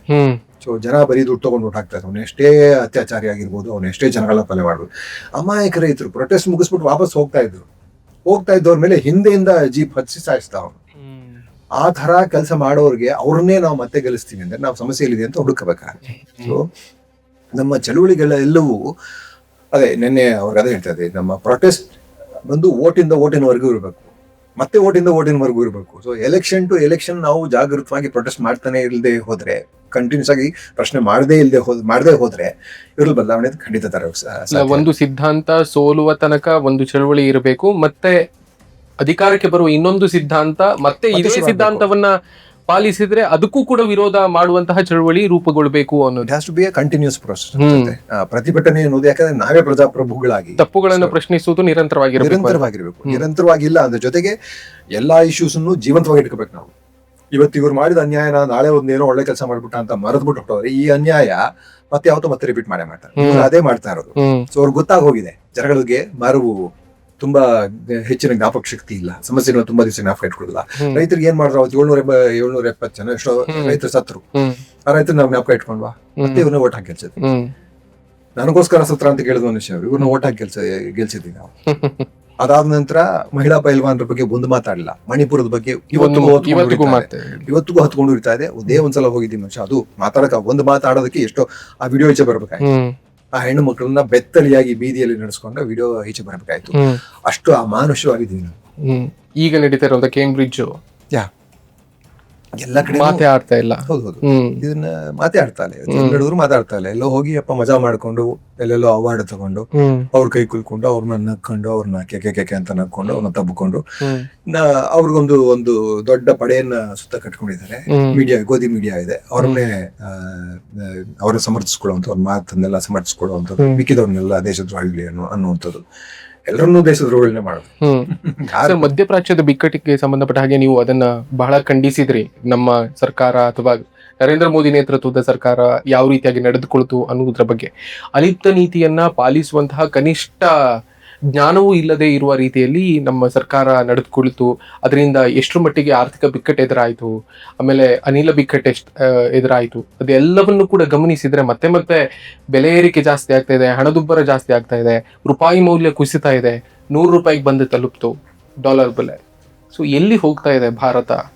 ದೇಶದ ಬಗ್ಗೆ ಇವರಿಗೆ ಕಾಳಜಿ ಇಲ್ಲವೇ ಇಲ್ಲ, ಅದು ಕ್ಲಿಯರ್ ಆಗಿ ಗೊತ್ತಾಗತ್ತೆ. ಇವರು ಹೋಗಿ ಅಮೆರಿಕ ಜೊತೆ ಮಾಡ್ಕೊಂಡ ಟ್ರೇಡ್ ಡೀಲ್ ಇದೆಯಲ್ಲ, ವ್ಯಾಪಾರದ ಒಪ್ಪಂದ, ಅದ್ರಲ್ಲೇ ನೀವು ಕ್ಲೀನ್ ಆಗಿ ಗೊತ್ತಾಗುತ್ತೆ ನಮಗೆ ಇವರಿಗೆ ಏನೋ ಸಿಕ್ಕಾಕೊಂಡಿದೆ, ವೀಕ್ನೆಸ್ ಏನೋ ಒಂದು ಸಿಕ್ಕಾಕೊಂಡಿದೆ. ಅದು ಅದಾನಿಯ, ಯಾಕಂದ್ರೆ ಅದಾನಿ ಕೇಸ್ ಬೇರೆ. ಸರ್, ಎಲ್ಲಿ ತನಕ ಅಂತಂದ್ರೆ ಬ್ರಿಕ್ಸ್ ಒಕ್ಕೂಟದ ವಿಶ್ವಾಸವನ್ನ ಕಳೆದುಕೊಳ್ಳುವ ತನಕವೂ ಕೂಡ ಹೋಗಿದೆ. ನಿಜ, ಅಲ್ಲಿವರೆಗೂ ಮಾನ ಕಳ್ಕೊಳ್ಳುವ ಲೆವೆಲ್ಗೆ ಹೋಗಿದೆ. ನಾವಿನ್ನೂ ವಿಶ್ವಗುರು ಅಂತ ಹೇಳ್ಕೊಂಡು ಸುಮ್ಮನೆ ಒಳಗಡೆ ಇಲ್ಲಿ, ಯಾಕಂದ್ರೆ ಇಲ್ಲಿ ಯೂಸ್ ಮಾಡ್ತಾ ಇದ್ರಲ್ಲ, ಗೊತ್ತಿಲ್ಲ ಇವರು ಹೊರಗಡೆ ಹೋದ್ರೆ ಎಷ್ಟು ಮರ್ಯಾದೆ ಸಿಗುತ್ತೆ ಅಂತ ಅಂದ್ಬಿಟ್ಟು ಎಲ್ಲಾರನ್ನೂ ಹೆಂಗ್ ಟ್ರೀಟ್ ಮಾಡ್ತಾರೆ ಎಲ್ಲ ಕಡೆ ಅಂತ ಗೊತ್ತಿಲ್ಲ. ಇಸ್ರೇಲ್ಗೆ ಹೋದ್ರೆ ಗೊತ್ತಾಗುತ್ತೆ ಇವರ ಫಾದರ್ ಇದ್ದಲ್ಲ, ಫಾದರ್ ಲ್ಯಾಂಡ್ ಇಸ್ರೇಲ್ಗೆ ಹೋದ್ರೆ ಗೊತ್ತಾಗುತ್ತೆ ಅಲ್ಲಿ ಭಾರತೀಯನ ಹೆಂಗ್ ಟ್ರೀಟ್ ಮಾಡಿದ್ರು ಅಂತ. ಅಲ್ಲಿ ಬಾಂಬಿಂಗ್ ನಡೀತಾ ಇದ್ದಾಗ, ಈಗ ಯುದ್ಧ ನಡೀತಾ ಇದ್ದಾಗ ಅವರ ಬಂಕರ್ಗಳೊಳಗೆ ಭಾರತೀಯರು ಅಲೋಡ್ ಇರಲಿಲ್ಲ ಅಂತೆ. ಭಾರತೀಯರು, ಬಾಂಗ್ಲಾದೇಶಿಗರು, ಪಾಕಿಸ್ತಾನಿ ಯಾರು ಸಿಕ್ಕಾಪಟ್ಟೆ ರೇಸಿಸ್ ಜಾಗ ಅದು. ತುಂಬಾ ಸುಪೀರಿಯರ್ ರೇಸ್ ಅಂತ ಅವ್ರು ಕನ್ಸಿಡರ್ ಮಾಡ್ತಾರೆ. ಆ ಜಯನಿಸಮ್ ಇದೆಯಲ್ಲ, ಜಯನಿಸಮ್ ಅದು ವರ್ಣಭೇದದ ಪರಾಕಾಷ್ಠೆ. ಅಲ್ಲ ಸರ್, ಎಲ್ಲಿ ತನಕ ವಿಪರೀತ. ಇಲ್ಲಿ ಭಾರತದಲ್ಲಿ ಮುಸ್ಲಿಮ್ರು ಭಯೋತ್ಪಾದಕರು ಅಂತ ದ್ವೇಷಿಸುವವರು, ಇಸ್ರೇಲ್ ಯಾವ ಕಂಟ್ರಿ, ಅಲ್ಲಿ ಹೋಗಿ ತಪ್ಕೊಳ್ತಾರೆ ಇವರು. ಭಯೋತ್ಪಾದಕ ದೇಶ, ಅಲ್ಲಿ ಹೋಗಿ ಮೆಡಲ್ ತಗೊಂಡ್ಬರ್ತಾರೆ. ಅದು ಯುದ್ಧಕ್ಕಿಂತ 2-3 ದಿವಸ ಮುಂಚೆ ಇರ್ಲಿಲ್ವಾ ಇವರಿಗೆ? ಇವ್ರನ್ನ ಒಂದ್ ಸ್ಕೇಪ್ ಬೋಟ್ ಮಾಡೋದಷ್ಟೇ. ಅಮೆರಿಕ ಯಾವತ್ತಿದ್ಗೂ ಭಯೋತ್ಪಾದಕ ದೇಶ. ಅದ್ರ ಜೊತೆಗೆ ಅವರ ಬಾಸ್ ಇಸ್ರೇಲ್ ದೊಡ್ಡ ಬಾಸ್ ಇರೋದ್ರಲ್ಲಿ ಇವ್ರ ಫಂಡಿಂಗು ಎಲ್ಲ, ಇವರ ಲಾಬಿಯಿಂಗ್ ಇಲ್ದಿದ್ರೆ ಟ್ರಂಪ್ ಪ್ರಧಾನಿ ಆಗ್ಲಿಕ್ಕೆ ಸಾಧ್ಯ ಆಗ್ತಾರೆ. ಜೊತೆಗೆ ನಿಜವಾಗ್ಲೂ ನನಗೆ ಅದು ಹೆಂಗೆ ಭಾರತದಂತಹ ಒಂದು ದೇಶದ, ಶಾಂತಿಪ್ರಿಯ ದೇಶದ, ಶಾಂತಿಯ ದೂತನಾದ ಭಾರತದಂತಹ ಒಬ್ಬ ಪ್ರಧಾನಿ ಹೋಗಿ 20,000 ಮಕ್ಕಳನ್ನ, ಅದು ಹೆಂಗೆ ಡ್ರೋನ್ಗಳನ್ನ ಬಳಸಿ ಪಾಯಿಂಟ್ ಬ್ಲಾಂಕ್ ರೇಂಜ್ ಅಲ್ಲಿ ಹೊಡೆದಿದ್ದಾರೆ. ಗಾಜಾ ಮೊನ್ನೆ ಇವರ ರಿಪೋರ್ಟ್ ಬೇರೆ ಬಂತಲ್ಲ, ನಾವು you should be proud of such people. ಅಂಥವ್ರ ಬಗ್ಗೆ ನಾವು ಹೆಮ್ಮೆ ಪಡ್ಬೇಕು. ಭಾರತದ ಒಬ್ಬ ನ್ಯಾಯಾಧೀಶ ಅಲ್ಲಿ ಹೋಗಿ, ಹ್ಯೂಮನ್ ರೈಟ್ಸ್ ಅಲ್ಲಿ ಹೋಗಿ ಅದರ ಬಗ್ಗೆ ಇದು ಮಾಡಿದ್ದು, ರಿಸರ್ಚ್ ಮಾಡಿದ್ದು, ಸ್ಟಡಿ ಮಾಡಿದ್ದು. ಅವ್ರು ಹೇಳ್ತಾ ಇದಾರಲ್ಲ, ಹಾಲು ಉಡಿಸ್ತಾ ಇರೋ ಮಗುವಿಗೆ ಗುಂಡು ಹೊಡೆದಿದ್ದಾರೆ. ಸರ್, ಇತ್ತೀಚೆಗೆ ಒಂದು ವಿಡಿಯೋ ಬಂತು. ಆ ಮಕ್ಕಳೆಲ್ಲ ಯಾವ ತರ ಆಟ ಆಡ್ತಿದ್ದಾರೆ ಕೇಳಿದ್ರೆ, ಸ್ಟ್ರೆಚರ್ ಇಟ್ಕೊಂಡು ಹೋಗ್ತಿದ್ದಾರೆ ಅಂತ. ಅಂದ್ರೆ ಆ ಮಕ್ಕಳಲ್ಲಿ ಬಿತ್ತಿರುವ ವಿಷಯ, ಅಂದ್ರೆ ಅವ್ರ ಮನಸ್ಸಿನಲ್ಲಿ ತುಂಬಿರುವಂತ ವಿಷಯ ಅಂತದ್ದೇ ಅಂತ. ಹುಟ್ಟುತ್ತಾ ಸಾವನ್ನ ನೋಡಿದ್ದಾರೆ, ಯುದ್ಧ ನೋಡಿದ್ದಾರೆ. ನಿಜವಾಗ್ಲು ನೀವು ಅಷ್ಟೊಂದು ಅನ್ಯಾಯ ದಿವಸ ಆಗ್ತಾ ಇದೆ ಇಲ್ಲಿ. ಈ ಆಲ್ಗೋರಿದಮ್ಸ್ ಎಲ್ಲ ಒಂದ್ಸಲ ನೋಡ್ಬಿಟ್ರೆ ಪದೇ ಬರ್ತಾರೆ, ನೋಡಕ್ಕೆ ಆಗ್ತಾ ಇಲ್ಲ, ಬಟ್ ಸಿಲ್ ನೋಡ್ಬೇಕು, ಏನಾಗ್ತದೆ ಅಂತ ತಿಳ್ಕೊಳಕ್ ನೋಡ್ಬೇಕಲ್ಲ. ಹೆಂಗೆ ಅವ್ರ ಜಾಗಗಳಿಂದ ಅವ್ರನ್ನ ಓಡಿಸ್ತಾ ಇದ್ದಾರೆ ಪ್ಯಾಲೆಸ್ತೀನಿಯರ್ನ, ಈ ಜ್ಯೂಸ್ ಅವರ ಇವರೆಲ್ಲ ಇರ್ತಾರಲ್ಲ, ಅಲ್ಲಿಂದ ಇವರು ಅಟ್ಟಿ ಅವ್ರ ಜಾಗ ವೆಸ್ಟ್ ಬ್ಯಾಂಕ್ನಲ್ಲಿ, ಗಾಜಾನದು ಪೂರ್ತಿ ನಾಶನೇ ಮಾಡ್ಬಿಟ್ರಲ್ಲ. ಹೆಂಗಿದ್ದಾಗ ಹೆಂಗಾಗೋಗಿದೆ ಇವಾಗ. ಜೊತೆಗೆ ಆ ಮಕ್ಳು ಒಂದು ವಿಡಿಯೋ ಅಂತ ನನಗೆ ನೀವು ಮಾತಾಡ್ತಾ ಇದ್ದಾಗ ನಂಗೆ ನಾಪ್ಕೊ ಬರ್ತಾ ಇತ್ತು. ಅದನ್ನ ನನಗೆ ಕಣ್ಣಲ್ಲಿ ನೀರು ಬರದೇ ಇರೋಕ್ಕೆ ಸಾಧ್ಯ ಇಲ್ಲ ಯಾರಿಗೆ ಆಗಲಿ. ಒಂದು ಮಗು, ಹೆಣ್ಮಗು, ಒಂದು 6-7 ವರ್ಷ ಇರ್ಬೋದು, 5-6 ವರ್ಷ ಇರ್ಬೋದು ಅನ್ಸುತ್ತೆ. ಅದಕ್ಕೆ ಕಾಲು ಪೂರ್ತಿ ಆಂಪ್ಯೂಟ್ ಆಗ್ಬಿಟ್ಟಿದೆ, ಕಾಲು ಹೋಗ್ಬಿಟ್ಟಿದೆ, ಹೇಗಾಯ್ತು ಅಂತ ಗೊತ್ತಿಲ್ಲ. ಅದು ಬ್ಯಾಂಡೇಜ್ ಮಾಡ್ತಾ ಇದ್ದಾರೆ. ಅದು ಅಳ್ತಾ ಇತ್ತು. ಅವ್ರ ತಾಯಿ ಯಾರೋ ಪಕ್ಕದಲ್ಲಿ ಇದ್ದಾರೆ, ಯಾರೋ ಅವ್ರ ಹಿಂದೆಯಿಂದ ವಿಡಿಯೋ ತೆಗಿತಾ ಇದ್ದಾರೆ. ಅವ್ರ ತಾಯಿ ಮುಖಾನ ನೋಡಿದಾಗ ಇದಕ್ಕೆ ಸ್ಮೈಲ್ ಮಾಡ್ತದ್ದು. ನಿಜವಾಗ್ಲೂ ಎಂಥ ದೂರ ಅಂತ ಅಂದ್ರೆ, ಮಕ್ಕಳು ಗೊತ್ತಿಲ್ಲ, ನಮ್ಮ ಮಕ್ಕಳಿಗೆ ಆ ಥರದ ದೇಶನ ನಾವು ಅಪೇಕ್ಷಿಸ್ತೀವ. ಆ ಥರದ ಒಂದು ಮಮತೆನೇ ಇಲ್ದಿರೋ, ಮಮತೆ ಅಂತಿಲ್ಲ, ಅಷ್ಟೊಂದು ಕ್ರೂರವಾದ ಒಂದು ಕೆಲಸ ಮಾಡ್ತಾ ಇರುವಂತ ಇಸ್ರೇಲ್ನ ಪರವಾಗಿ ನಾವು ಯಾವುದೇ ಹಂತದಲ್ಲಿ ನಿಂತ್ಕೊಳ್ಳಿಕ್ಕೆ ಸಾಧ್ಯ ಇಲ್ಲ. ಈ ಮನುಷ್ಯ ಹೋಗಿ ಅಲ್ಲಿ ಮೆಡಲ್ ತಗೊಂಡು ಫಾದರ್ಲ್ಯಾಂಡ್ ಅಂತ ಕರ್ಕೊಂಡು ಬಂದ ಅದನ್ನ. ಯಾಕಂದ್ರೆ ಇವ್ರ ಐಡಿಯಾಲಜಿ ಅವ್ರ ಐಡಿಯಾಲಜಿ ಎರಡು ಒಂದೇ ಅಲ್ವಾ. ಸೊ ದುಶ್ಮನ್ ದೋಸ್ತ್ ಅಂತ ಹೋಗಿ ಕೂತ್ಕೊಂಡಿದ್ದಾರೆ. ಇಲ್ಲಿಗೆ ಬಂದು ಏನ್ ಮಾಡ್ತಾರೆ ಅಂತ ಗೊತ್ತಿಲ್ಲ. ನಮ್ಮನ್ನು ಅವ್ರು ಅದೇ ತರ ಕಾಣ್ತಾರೆ, ಅಲ್ಲಿಯ ಪ್ಯಾಲೆಸ್ತೀನಿಯರ್ನ ಕಂಡಂಗೆ ಇಂಡಿಯನ್ಸ್ ಕಾಣ್ತಾರೆ ಅವ್ರು ಅಂತ ಗೊತ್ತಿಲ್ಲ. ಸರಿ, ಇಂಥ ಧೋರಣೆಯನ್ನ ಸೀಳುವುದಕ್ಕೆ ಬೇಕಾದಂತ ಆಯುಧ ಏನು ಅಥವಾ ಅಸ್ತ್ರ ಏನು, ಮಾರ್ಗ ಏನು? ಜನನೇ. ಪ್ರಜಾಪ್ರಭುತ್ವ ಒಂದು ಮಟ್ಟಕ್ಕೆ ಇನ್ನೂ ಜೀವಂತವಾಗಿದೆ. ನಿಜ, ವ್ಯವಸ್ಥೆಯನ್ನು ಪೂರ್ತಿ ಕ್ಯಾಪ್ಚರ್ ಮಾಡಿಬಿಟ್ಟಿದ್ದಾರೆ. ಇವ್ರಿಗೆ 35% ಗ್ಯಾರಂಟಿ ಹೊಡಿದೆ, ಇವತ್ತಿಗೂ ಸಮರ್ಥಿಸ್ತಾ ಇದ್ದಾರೆ. ಕೊಲೆಯನ್ನು ಸಮರ್ಥಿಸ್ತಾರೆ, ಇವರು ಅತ್ಯಾಚಾರನೂ ಸಮರ್ಥಿಸ್ತಾರೆ. ಅಲ್ಲಿ ಮಣಿಪುರದಲ್ಲಿ ಹೆಣ್ಣುಮಕ್ಳ ಮೇಲೆ ನಡೆದ ಅತ್ಯಾಚಾರನೂ ಸಮರ್ಥಿಸ್ತಾರೆ. ಮೊನ್ನೆ ಅಭಿಜಿತ್ ದೀಪ್ಕೆಗೆ ಹಿಂಕೇರಿಸಿದ್ರಲ್ಲ ಅವಳು ಉನ್ನಾವ್ನ ರೇಪ್ ಕೇಸ್ನಲ್ಲಿ ಕನ್ವಿಕ್ಟ್ ಆಗಿರುವಂತ ಕುಲ್ದೀಪ್ ಸಿಂಗ್ ಸೆಂಗರ್ನ ಬಿಡುಗಡೆಗೆ ಪ್ರತಿಭಟನೆ ಮಾಡ್ತಾ ಇದ್ದ. ಅದ್ರ ಮಧ್ಯದಲ್ಲಿ ಒಂದು ಶೀಲ್ಡ್ ಏನಂದ್ರೆ ಜೈ ಶ್ರೀರಾಮ್. ರಾಮನ್ನ ಏನಕ್ಕೆಲ್ಲ ಬಳಸ್ಕೊಂಡ್ಬಿಟ್ವಿ. ಈಗ ಜೈ ಶ್ರೀರಾಮ್ ಅನ್ನೋರ್ ಮೇಲೆ ಅವ್ರನ್ನೆಲ್ಲ ಅನುಮಾನದಿಂದ ನೋಡುವಾಗ ಆಗ್ಬಿಟ್ಟಿದೆ. ರಾಮನ ಸಾತ್ವಿಕತೆಯನ್ನ ಇವರು ಪಾಲಿಸಿದಿದ್ರೆ ಇಷ್ಟೆಲ್ಲ ಗಲಾಟೆ ದೊಂಬಿಗಳೆಲ್ಲ ನಡೀತಾನೆ ಇರ್ಲಿಲ್ಲ ಅಂತ ರಾಮ ನಿಜವಾಗ್ಲೂ ಅದೇ. ನಾನು ಹಂಗಾಗಿ ರಾಮನವಮಿಗೂ ಒಂದು ಪೋಸ್ಟ್ ಬರ್ದೆ ಕೂತ್ಕೊಂಡು, ನನಗೆ ದೇವರ ನಂಬಿಕೆ ಇಲ್ಲದೆ ಹೋದ್ರು ರಾಮ ಬೇಕು ಈಗ ನಮಗೆ. ರಾಮನ ಸಾತ್ವಿಕತೆ ಬೇಕು ಅಂತ. ನಿಜ, ರಾಮ. ಆದ್ರೆ ಇಂದಿನ ರಾಮ ಬೇರೆ ತರ ಇರ್ಬೇಕಷ್ಟೇ. ಅಂದಿನ ರಾಮ ಬೇರೆ ವಿಷಯಕ್ಕೋಸ್ಕರ ರಾಮ ಆ ತರ ಆಗಿತ್ತು. ಸೊ ರಾಮ ಮಾಡಿದ ತಪ್ಪುಗಳು ಬೇಕಾದಷ್ಟಿವೆ. ಈಗ ವಾಲಿಯನ್ನ ಕುಂದದ್ ನಾವು ಸಮರ್ಥಿಸ್ಕೊಳ್ಳಾಗಲ್ಲ. ಶೂರ್ಪನಖಿ ಮೂಗನ ಕುಯ್ದಿದ್ದು ಮೂಗು ಮೊಲೆ ಅಂತ ಹೇಳ್ತಾರೆ ಕೆಲವು ಕಡೆ, ಒಂದೊಂದು ಕಥೆಯಲ್ಲಿ ಒಂದೊಂದು. ಒಂದು ಹೆಣ್ಣನ್ನ ಅಷ್ಟು ಅವಮಾನ ಮಾಡುವಂತಂದ್ರೆ ನಾವು ಸಹಿಸ್ಕೊಳ್ಳಿ. ಇವತ್ತಿನ ಪರಿಸ್ಥಿತಿಯಲ್ಲಿ ನಾವು ಖಂಡಿತ ಅದನ್ನು ಒಪ್ಕೊಳ್ಳಿ ಸಾಧ್ಯ. ಸೊ ಇವತ್ತಿನ ರಾಮ ಏನಾಗಿರ್ಬೇಕು? ರಾಮ ಒಬ್ಬ ಮರ್ಯಾದಾ ಪುರುಷನಾಗಿ, ಒಂದೊಬ್ಬ ಮಾಡೆಲ್. ಗಾಂಧಿಯ ರಾಮ, ಅಂಬೇಡ್ಕರ್ ರಾಮ. ಹಂಗಾಗಿ ಗಾಂಧಿ ರಾಮನಲ್ಲಿ ಕುವೆಂಪು ಯಾಕೆ ರಾಮಾಯಣ ದರ್ಶನ ಮಾಡೋದು? ಕುವೆಂಪುನ ರಾಮಾಯಣ ದರ್ಶನದಲ್ಲಿ ಬರುವ ರಾಮ ಬೇರೆ. ಸೊ ರಾಮ ಎವಾಲ್ವ್ ಆಗ್ತಾ ಬಂದಿದ್ದಾನೆ ಪರಿಸ್ಥಿತಿಗೆ ತಕ್ಕ ಹಾಗೆ, ಬಟ್ ಸ್ಟಿಲ್ ಮರ್ಯಾದಾ ಪುರುಷನಾಗಿದ್ದಾನೆ. ಒಂದು ಐಡಿಯಲ್ ಮ್ಯಾನ್ ಆಗಿದ್ದಾನೆ. ಸೊ ಐಡಿಯಲ್ ಮ್ಯಾನ್ ಆಗಿರ್ಬೇಕು ಹೊರತು ಇವ್ರು ಮಾಡೋ ಅನ್ಯಾಯಗಳಿಗೆ, ಅಕ್ರಮಗಳಿಗೆ, ದರೋಡೆಗಳಿಗೆ, ಅತ್ಯಾಚಾರಗಳಿಗೆ ಎಲ್ಲದಕ್ಕೂ ಅವ್ನು ಶೀಲ್ಡ್ ಆಗಿ ಹೋಗಿದ್ದಾನೆ. ಪಾಪ ರಾಮ ನಿಜವಾಗ್ಲು ಇಂಥವ್ರ ಕೈ ಸಿಕ್ಕೊಂಡು ರಾಮ ನಿಜವಾಗ್ಲೂ ರಾಮನ ಬಗ್ಗೆನೇ ತುಂಬಾ ಕಣಪಟ್ಟು ರಾಮನಿಗೆ ಈ ಪರಿಸ್ಥಿತಿ ಬರಬಾರ್ದಾಗಿತ್ತು. ರಾಮ ಅಲ್ಲಿ ಅಯೋಧ್ಯೆಯಲ್ಲಿ ನಿಂತು ಈಗ ನಗ್ತಾ ಇದ್ದಾನೆ ಅಂತ ಅನ್ಸುತ್ತೆ. ಪಾಪ ನಗಕ್ಕೂ ಆಗಲ್ಲ, ಅಳ್ತಾ ಇರ್ಬೇಕು. ಅಳ್ತಾ ಇದ್ದಾನೆ, ಅಳ್ತಾ ಇರಬೇಕು ರಾಮ ಕೂತ್ಕೊಂಡು. ಅವನ ದೇವರ ದೇವಸ್ಥಾನದಲ್ಲಿ ರಾಮನ ನಂಬೋರಾಗಿದೆ, ತರೋಡೆ ಮಾಡ್ಲಿಕ್ಕೆ ಸಾಧ್ಯ ಆಗಿತ್ತು. ಸೊ ಇಷ್ಟೊಂದು ಕ್ರೌರ್ಯ, ಹಿಂಸೆಯನ್ನ ಸಪೋರ್ಟ್ ಮಾಡುವಂತಹ ಒಂದು ದೇಶವಾಗಿ ಭಾರತ ಯಾವತ್ತೂ ಆಗಿಲ್ಲ. ಜೊತೆಗೆ ಇಷ್ಟೊಂದು ಅಸಹಾಯಕವಾಗಿ ಇಷ್ಟೊಂದು ಅವಮಾನ ಪಟ್ಟಿದ್ದು ದೇಶ ಯಾವತ್ತೂ ಇತ್ತಿಲ್ಲ. ಯಾವತ್ತೂ ನಾವು ಸ್ವಾಭಿಮಾನಿಗಳಾಗಿ ನಿಂತಿದ್ದೀವಿ. ಎಂಥದೇ ಸೂಪರ್ ಪವರ್ ಆಗಿತ್ತು, ಸೆಂಟ್ ಹೊಡೆದು ನಿಂತಿದ್ದೀವಿ. ಯಾಕಂದ್ರೆ ನಮಗೆ ಆ ಮಾರಲ್ ಗ್ರೌಂಡ್ ಇತ್ತು, ನೈತಿಕ ನಿಲುವಿತ್ತು, ನಮಗೆ ನೈತಿಕ ಸ್ಥೈರ್ಯ ಇತ್ತು. ನೈತಿಕ ಸ್ಥೈರ್ಯ ಇವತ್ತಿಲ್ಲ. ಏನ್ ಕಾರಣ ಅಂತ ಗೊತ್ತಿಲ್ಲ. ಅಲ್ಲಿ ಹೋಗಿ ದಾರಿ ಸಿಕ್ಕಾಕೊಂಡಿರೋ ಕೇಸು ಅಥವಾ ಈ ಎಫ್ಶೀನ್ ಫೈಲ್ಗಳಿಗೆ ಹೊರಗಡೆ ಬರ್ತಾ ಇರೋ ವಿಷಯಗಳು ಯಾವುದು ಅಂತ ಗೊತ್ತಿಲ್ಲ. ಒಟ್ಟಿನಲ್ಲಿ ಸರಿಯಾಗಿ ಹಿಡಿದು ಬಿಟ್ಟಿದ್ದಾರೆ. ಇವರ ವೀಕ್ನೆಸ್ ಸರಿ ಹಿಡಿದಿದ್ದಾರೆ. ಅವ್ರು ಅಂದದ್ದಕ್ಕೆಲ್ಲ ಕೂಡ ದೇಶದ ಒಳಿತಿಗೆ ಏನನ್ನೂ ಮಾಡ್ತಾರೆ, ಎಲ್ಲಾನು ಹಾಳಾಗುತ್ತೆ. ಪೆಟ್ರೋಲ್ ಇದನ್ನೇ ತಗೊಂಡ್ರೆ ನಮ್ಗೆ ಸಮಸ್ಯೆ ಆಯ್ತು, ರಷ್ಯಾದಿಂದ ತಗೋತೀವಿ ನಾವು. ಮೊದಲೇ ರಷ್ಯಾ ಕೂಡ ಆ ಥರದ್ದೇನು ಸಾಚಾ ದೇಶ ಅಲ್ಲ. ಯುಕ್ರೇನ್ ಮೇಲೆ ಆಮೇಲೆ ಇರಾನ್ ಕೂಡ ಸಾಚಾ ದೇಶ ಅಲ್ಲ. ಇರಾನ್ ಸಮಸ್ಯೆಗಳಿದೆ, ಬಟ್ ಇರಾನ್ ನಲ್ಲಿ ನಮಗೆ ಮುಂಚೆಯಿಂದನೂ ಒಂದು ಲಿಂಕ್ ಇತ್ತು. ಧರ್ಮದ ರಾಜಕಾರಣ ಅಲ್ಲಿ ಬರೋದಕ್ಕಿಂತ ಮುಂಚೆಯಿಂದನೂ ನಮ್ಗೆ ಲಿಂಕ್ ಇತ್ತು. ಮುಂಚೆ ಏನೋ ಆಮೇಲೆ ಸರ್ ಇವರೇ ಹೋಗಿ ಒಪ್ಪಂದ ಮಾಡ್ಕೊಂಡಿದ್ರು ಸರ್, ರೂಪಾಯಿಯಿಂದ ನಾವು ತೈಲವನ್ನ ಖರೀದಿಸ್ತೀವಿ ಅಂತ. ಅವ್ರು ಅದಕ್ಕೂ ಒಪ್ಕೊಂಡಿದ್ರು. ಅಲ್ಲಿ ಒಳಗಡೆ ಸಮಸ್ಯೆಗಳಿತ್ತು, ಬಟ್ ಸ್ಟಿಲ್ ಒಳಗಡೆ ಸಮಸ್ಯೆಯನ್ನ ಒಳಗಡೆ ಇರೋ ಜನಗಳಿಗೆ ಬರ. ಈಗ ನಮ್ಮ ಸಮಸ್ಯೆನ ಬೇರೆ ಯಾರೋ ಬಂದು ಸರಿ ಮಾಡೋದಕ್ಕಾಗಿಲ್ಲ. ನಮ್ಮ ದೇಶದಲ್ಲಿ ಈಗ ಸರ್ವಾಧಿಕಾರ ಆಗ್ತಾ ಇದೆ. ಇದ್ರ ವಿರುದ್ಧ ಹೋರಾಡಬೇಕಾದವ್ರು ನಾವು, ತಿದ್ದುಕೋಬೇಕಾದ ನಾವು. ಫೈನ್, ಹೊರಗಡೆಯಿಂದ ಸಪೋರ್ಟ್ ಮಾಡ್ಬೋದು ಜನ, ನಿಮ್ಮ ಒಪಿನಿಯನ್ ಸರಿ ಅಂತ ಸಪೋರ್ಟ್ ಮಾಡ್ಬೋದು. ಹೊರಗಡೆಗೆ ಇದನ್ನ ತಿಳಿಸ್ಬೇಕು, ಯಾಕಂದ್ರೆ ಇಲ್ಲಿ ಎಲ್ಲಿಗೂ ಸರಿ ಇಲ್ಲ, ಇಲ್ಲಿ ಅನ್ಯಾಯ ನಡೀತಾ ಇದೆ ಅಂತ. ಯಾಕಂದ್ರೆ ಇವರು ಹೊರಗಡೆ ಹೋದಾಗ ಅವ್ರಿಗೆ ಏನ್ ಸಿಗ್ಬೇಕು ಆ ಮರ್ಯಾದೆ ಸಿಗಬೇಕು. ಆವಾಗಲೇ ಅವ್ರಿಗೂ ರಿಯಲೈಸ್ ಆಗುತ್ತೆ ಇದೆಲ್ಲ ಸರಿಗಿದೆ ಅಂತ. ಹೊರಗಡೆ ಪ್ರೊಜೆಕ್ಟ್ ಮಾಡ್ತಾ ಇರ್ತಾರೆ. ಎಲ್ಲ ದೇಶಗಳಲ್ಲೂ ಅದಾಗಬೇಕು. ಮನುಷ್ಯರಾಗಿರುವಾಗ ನಾವು ಇನ್ನೊಂದು ದೇಶದವ್ರು ನೀವ್ ಹೆಂಗ್ ಮಾತಾಡ್ತೀರ ನಮ್ಮ ದೇಶದ ಬಗ್ಗೆ ಅಂತ ಕೇಳಕ್ಕಲ್ಲ, ಮಾತಾಡ್ಬೇಕು, ಬಟ್ ಇಂಟರ್ವ್ಯೂನ್ ಮಾಡ್ಲಿಕ್ಕೆ ಸಾಧ್ಯ ಇಲ್ಲ. ಸೊ ಹಾಗಾಗಿನೇ ಅಲ್ಲಿ ಇರಾನ್ನಲ್ಲಿ ಇದ್ದ ಸಮಸ್ಯೆಗಳಿಗೆ ಅಲ್ಲಿ ಒಳಗಡೆ ಹೋರಾಟ ನಡೀತದೆ. ಅಲ್ಲಿ ಫಿಲ್ಮ್ ಮೇಕರ್ಸ್ ಹೋರಾಡ್ತಾ ಇದ್ದಾರೆ, ಅಲ್ಲಿ ಜನ ಹೋರಾಡ್ತಾ ಇದ್ದಾರೆ, ಅಲ್ಲಿಂದ ಹೊರಗಡೆ ಬರೋದಕ್ಕೆ ಪ್ರಯತ್ನ ಪಡ್ತಾ ಇದ್ದಾರೆ. ಬಟ್ ಸ್ಟಿಲ್ ಇಷ್ಟೆಲ್ಲ ಡಿಸ್ಪೈಟ್ ಆಲ್ ದ ರಿಸ್ಟ್ರಿಕ್ಷನ್ಸ್, ಧರ್ಮದ ಹಿಡಿತ ಎಲ್ಲದರ ನಂತರನು ಮ್ಯಾಕ್ಸಿಮಮ್ ಎಜುಕೇಶನ್ ಇರೋದು ಅಲ್ಲೇನೆ ಇರಾನ್ ನಲ್ಲೇನೆ. ನೀವು ಅವರ ಅಧಿಕಾರಿಗಳು ನೋಡಿದ್ರೆ, ಅಂದ್ರೆ ಅವರ ಪಾಲಿಟಿಕ್ಸ್ ನಲ್ಲಿ ಇರೋರ್ನೆಲ್ಲ ನೋಡಿದ್ರೆ, ಈಗ ಮೊನ್ನೆ ಸತ್ತವ್ರು ಎಲ್ಲರೂ ಡಾಕ್ಟರೇಟ್ ಇರುವಂತ ದೊಡ್ಡ ದೊಡ್ಡ ಅಂದ್ರೆ ತುಂಬಾ ಓದ್ಕೊಂಡಿದ್ದವರು, ತುಂಬಾ ವಿದ್ಯಾವಂತರು ಇವರೆಲ್ಲ ಇದ್ದಾರೆ.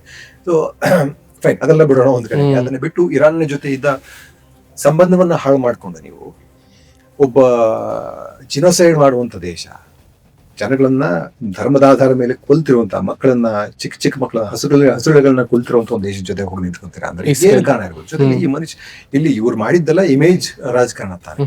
ಕೆಲಸ ಮಾಡಿ ಏನ್ ರಾಜಕಾರಣ ಮಾಡಿಲ್ಲ. ಕೆಲಸ ಮಾಡಿದ್ದಿದ್ರೆ ನಿಮಗೆ 10-12 ವರ್ಷದ ನಂತರ ಹಿಂದೂ ಮುಸ್ಲಿಂ ಮಾಡೋ ಅವಶ್ಯಕತೆ ಇರಲಿಲ್ಲ. ಕೆಲಸ ಹೇಳ್ಬೋದಾಗಿತ್ತು, ನಾನು ಇದ್ ಮಾಡಿದ್ದೀನಿ ಓಟ್ ಹಾಕ್ರಿ ಅಂತ ಕೇಳೋದಾಗಿತ್ತು. ಜನ ಓಟ್ ಹಾಕಿರೋರು. ಇವೇನು ಕೆಲಸ ಮಾಡದಿದ್ದ ತಾನೆ ಇವತ್ತಿಗೂ ಹಿಂದೂ ಮುಸ್ಲಿಂ ಅನ್ನಬೇಕಾಗಿದೆ, ಇವತ್ತಿಗೂ ಬಾಂಗ್ಲಾದೇಶ, ಪಾಕಿಸ್ತಾನ, ಚೈನಾ ಅಂತ ಹೇಳಬೇಕಾಗಿದೆ. ಸೊ ಇವ್ರು ಕೆಲಸ ಮಾಡೋ ಉದ್ದೇಶ ಇದ್ದೇ ಇಲ್ಲ. ಜೊತೆಗೆ ಆ ಇಮೇಜ್ ಇಟ್ಕೊಂಡೆ ಇವರೆಲ್ಲ ರಾಜಕಾರಣ ಮಾಡಿದ್ರು. ಇಮೇಜಿನ ಬಗ್ಗೆನೂ ಯೋಚನೆ ಮಾಡಿದೆ, ದೇಶದ ಮರ್ಯಾದೆ ಬಗ್ಗೆ. ಇದುವರೆಗೂ ದೇಶ ಅಂತ ಹೇಳ್ಕೊಂಡು ಹೋದ್ರು. ಇಂಡಿಯಾ ಪಾಕಿಸ್ತಾನ ಇಂಡಿಯಾಗೋಸ್ಕರ ಅಂತ. ಸೊ ಇಂಡಿಯಾ ಹೆಸರು ಹಾಳು ಮಾಡ್ತಾ ಇದೆ ಅಂತ ಹೊರಗಡೆ ಗೊತ್ತಾದ್ರೂ ತಲೆ ಬಗ್ಗಿಸಿ ಯಾಕಿದ್ದಾರೆ? ಏನೋ ದೊಡ್ಡ ವೀಕ್ನೆಸ್ ಸಿಕ್ಕಾಕೊಂಡಿದೆ. ಅದೇನೋ ಅಂತ ಗೊತ್ತಿಲ್ಲ. ಅದು ಅದಾನಿಯ ಎಪ್ಸ್ಟೀನ್ ಫೈಲ್ಸ್ ಏನು ಅಂತ ಅದು ಹೊರಗಡೆ ಬರಬೇಕು, ಬಂದಾಗ ಗೊತ್ತಾಗುತ್ತೆ. ಜೊತೆಗೆ ಈ ಅದಾನಿ ಕೇಸ್ ಅಂತೂ ತುಂಬಾ ಎಷ್ಟು ಒಂದು ಜೋಕ್ ತರ ಕಾಣಿಸುತ್ತೆ ಅದು ಅಂತಂದ್ರೆ, ಇವರು ಸಿಕ್ಕಾಕೊಂಡಲ್ಲಿ ಭ್ರಷ್ಟಾಚಾರದ ಕೇಸಲ್ಲಿ ಮಜಾ ಅಂದ್ರೆ ಅದು ಇಂಡಿಯಾದಲ್ಲಿ ನಡೆದಿರೋದು ಭ್ರಷ್ಟಾಚಾರ. ಇವ್ರು ಏನ್ ಕ್ಲೈಮ್ ಮಾಡ್ತಾ ಇದಾರೆ ಅಂದ್ರೆ, ನಮ್ದು ಇಂಡಿಯಾದಲ್ಲಿ ಭ್ರಷ್ಟಾಚಾರ ಮಾಡಿದೀವಿ ನಾವು, ಹಾಗಾಗಿ US ಕೋರ್ಟಲ್ಲಿ ನಮ್ಗೆ ಶಿಕ್ಷೆ ಕೊಡ್ಬೇಡಿ ಅಂತ. ಏನಿದು ಆ ಕೋರ್ಟ್ ಅಲ್ಲಿ ಸದ್ಯ ಅಲ್ಲಿ ಜಡ್ಜ್ಗಳು ಒಳ್ಳೆ ಜಡ್ಜ್ಗಳಿಲ್ಲ, ಅಂತರ ಜಡ್ಜ್ಗಳು, ಗಣಪತಿ ಪೂಜೆ ಮಾಡುವಂತ ಜಡ್ಜ್ಗಳಿಲ್ವಲ್ಲ, ಗಣಪತಿ ಪೂಜೆ ಮಾಡಿ ಪ್ರಧಾನಮಂತ್ರಿನೂ ಕರೆಯುವಂತ ಜಡ್ಜ್ಗಳಿಲ್ವಲ್ಲ ಅಲ್ಲಿ. ಹಂಗಾಗಿ ಒಂದಷ್ಟು ಸ್ಟ್ರಿಕ್ಟ್ ಆಗಿ ಏನೋ ಆಗ್ತಾ ಇದೆ. ಅದರಲ್ಲೂ ಕೇಸ್ ಡ್ರಾಪ್ ಮಾಡೋದಕ್ಕೆ ಅವರ ಇನ್ವೆಸ್ಟಿಗೇಷನ್ ಏಜೆನ್ಸಿ ಕೇಸ್ ಡ್ರಾಪ್ ಮಾಡ್ಬಿಟ್ಟಿತ್ತಲ್ಲ. ಏನಕ್ಕೆ ಅಂದ್ರೆ, ನಾವು ಅಮೆರಿಕಾದಲ್ಲಿ ಎಷ್ಟೋ $1 ಬಿಲಿಯನ್ ಇಲ್ಲಿ ಮಾಡ್ತೀವಿ, ಕೆಲಸಗಳು ಕೊಡ್ತೀವಿ ಇಲ್ಲಿ ಜನಗಳಿಗೆ ಅಂತ. ಸೊ ಲಂಚದ ಅಪರಾಧವನ್ನು ಮುಚ್ಚಾಕಕ್ಕೆ ಮತ್ತೆ ಲಂಚ ಅದನ್ನ ಒಪ್ಕೊಂಡಲ್ಲಿ ಸರ್ಕಾರ ಪರವಾಗಿ ಕಂಪ್ಲೀಟ್ ಆಗಿ ಸಿದ್ಧಾಂತವನ್ನು ಒಪ್ಪಿ ಎಲ್ಲ ಆ ಕಡೆ ಹೋಗ್ಬೇಕು. ಇಷ್ಟನ್ನು ಮಾಡ್ತಾ ಇದ್ದಾರೆ. ಇಷ್ಟೆಲ್ಲ ಮಾಡ್ಕೊಂಡು ಸೊ ಹೆಂಗೆ ಅಂದ್ರೆ, ಮಾಡಿ ಇಂಡಿಯಾದಲ್ಲಿ ಭ್ರಷ್ಟಾಚಾರ ಮಾಡ್ತಾರೆ, ಅದು ಅಮೆರಿಕನ್ ದುಡ್ಡು ಅನ್ನೋದಕ್ಕೋಸ್ಕರ ಅಮೆರಿಕ ಕೇಸ್ ಆಗುತ್ತೆ. ಅಮೆರಿಕ ಕೇಸನ್ನ ಅವರು ಬಿಡಿಸೋದಕ್ಕೆ ಏನ್ ಮಾಡ್ತಾರೆ, ನಿಮ್ಗೊಂದಷ್ಟು ಲಂಚ ಕೊಡ್ತೀವಿ, ನಿಮ್ಗೊಂದಷ್ಟು ಸರ್ಕಾರಕ್ಕೊಂದಷ್ಟು ದುಡ್ಡು ಕೊಡ್ತೀನಿ, ನಿಮ್ಗೊಂದಷ್ಟು ನಿಮ್ ಜನಗಳಿಗೊಂದಷ್ಟು ಕೆಲಸ ಕೊಡ್ತೀನಿ, ನಾನು ಕೇಸ್ ಬಿಟ್ಬಿಡಿ ಅಂತ. ಸೊ ಅಷ್ಟು ಕೃಷ್ಣ ಹೇಳಿದ್ನಲ್ಲ, ಮುಳ್ಳಿಂದಾನೇ ತೆಗೆದಬೇಕು ಅಂತ. ಸೊ ಇವರು ಭ್ರಷ್ಟಾಚಾರದಿಂದನೇ ನಿರ್ಮೂಲನ ಮಾಡ್ತಾರೆ. ತುಂಬಾ ಅದ್ಭುತವಾದಂತ ಜನ.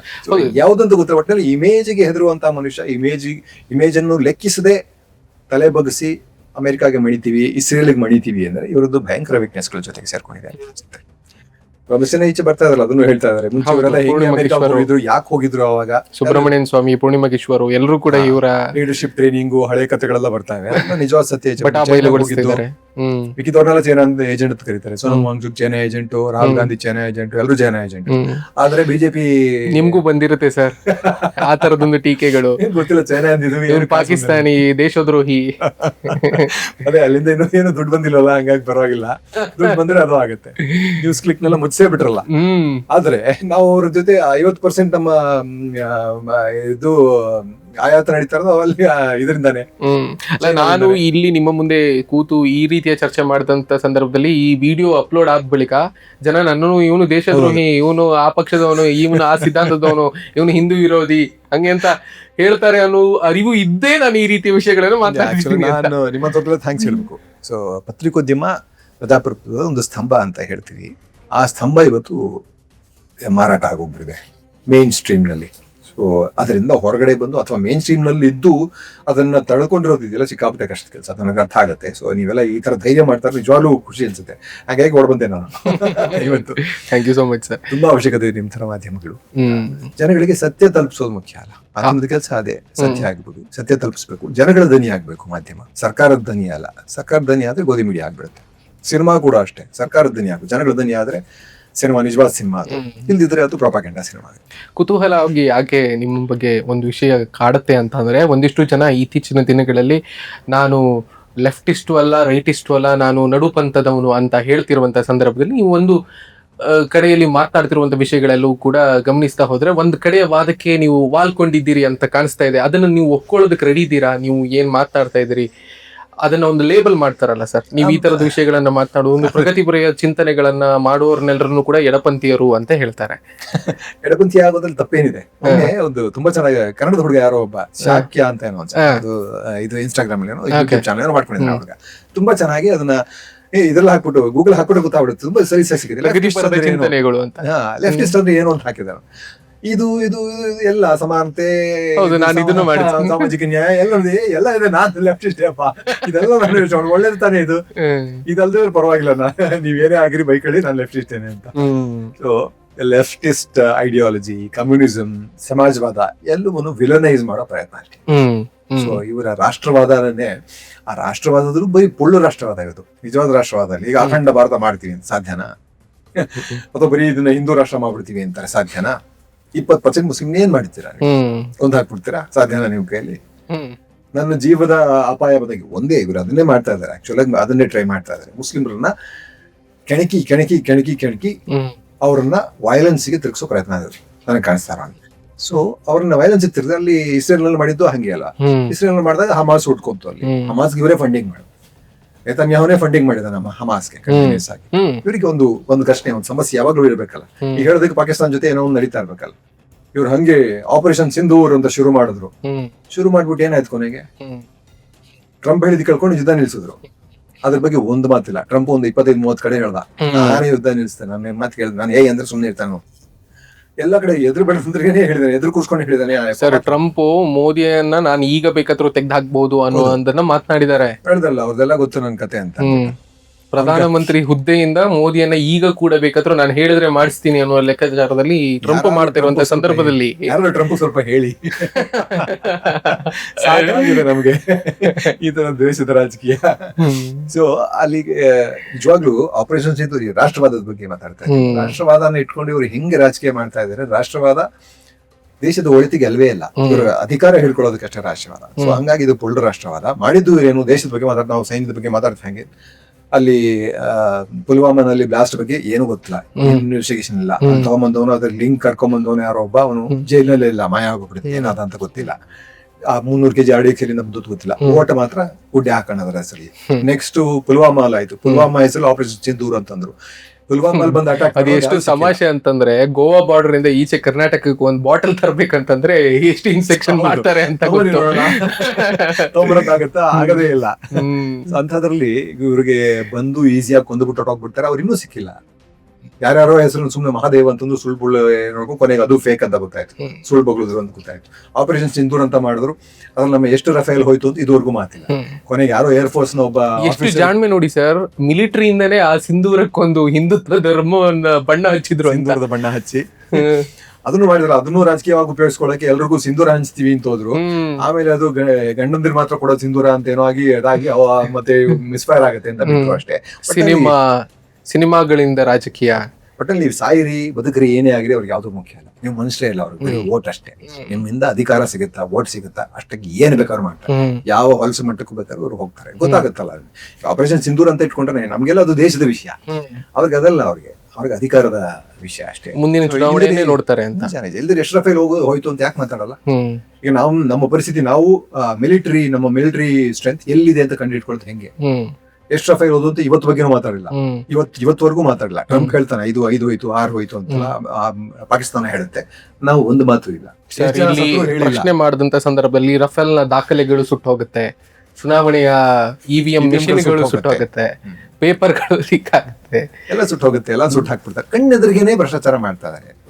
ಅವ್ರಿಗೆ ಏನಂದ್ರೆ ಇದೆಲ್ಲದಕ್ಕೂ ಕಾರಣ ಏನಂದ್ರೆ ಧರ್ಮ ಅಂದ ಓಟು. ನಾವು ಧರ್ಮದಲ್ಲಿ ಅಂಧರಾಗಿ ಎಲ್ಲಿವರೆಗೂ ಓಟ್ ಹಾಕ್ತಾ ಇರ್ತೀವೋ ಅಲ್ಲಿವರೆಗೆ ಅವ್ರಿಗೆ ಭ್ರಷ್ಟಾಚಾರ ಮಾಡಕ್ಕೆ ಫ್ರೀ ಲೈಸೆನ್ಸ್ ಕೊಟ್ಟಿದ್ದೀವಿ. ಯಾವತ್ತು ನಾವು ನಮ್ಮ ದೇಶದ ಬಗ್ಗೆ ಏನಾದ್ರು ಕಾಳಜಿ ಇತ್ತು, ನಮ್ಗೆ ಏನಾದ್ರು ಸ್ವಲ್ಪನಾದ್ರೂ ದೇಶ ಪ್ರೇಮ ಇದ್ರೆ ಧರ್ಮಕ್ಕೋಸ್ಕರ ಓಟ್ ಹಾಕೋದನ್ನ ಬಿಟ್ಟು ಕೆಲಸಕ್ಕೋಸ್ಕರ ಯಾವೊಂದು ಕೆಲಸ ಮಾಡ್ತಾನೆ, ಯಾರು ಎಲ್ಲರನ್ನು ಸಮಾನವಾಗಿ ಮಾಡ್ತಾನೆ, ಯಾರನ್ನು ನಮ್ಮ ದೇಶ ಅಂತ ನಮ್ಮ ಮಕ್ಕಳ ತರ ಎಲ್ಲರನ್ನು ನೋಡ್ತಾನೆ ಅಂಥವ್ರಿಗೆ ಓಟ್ ಹಾಕಬೇಕು.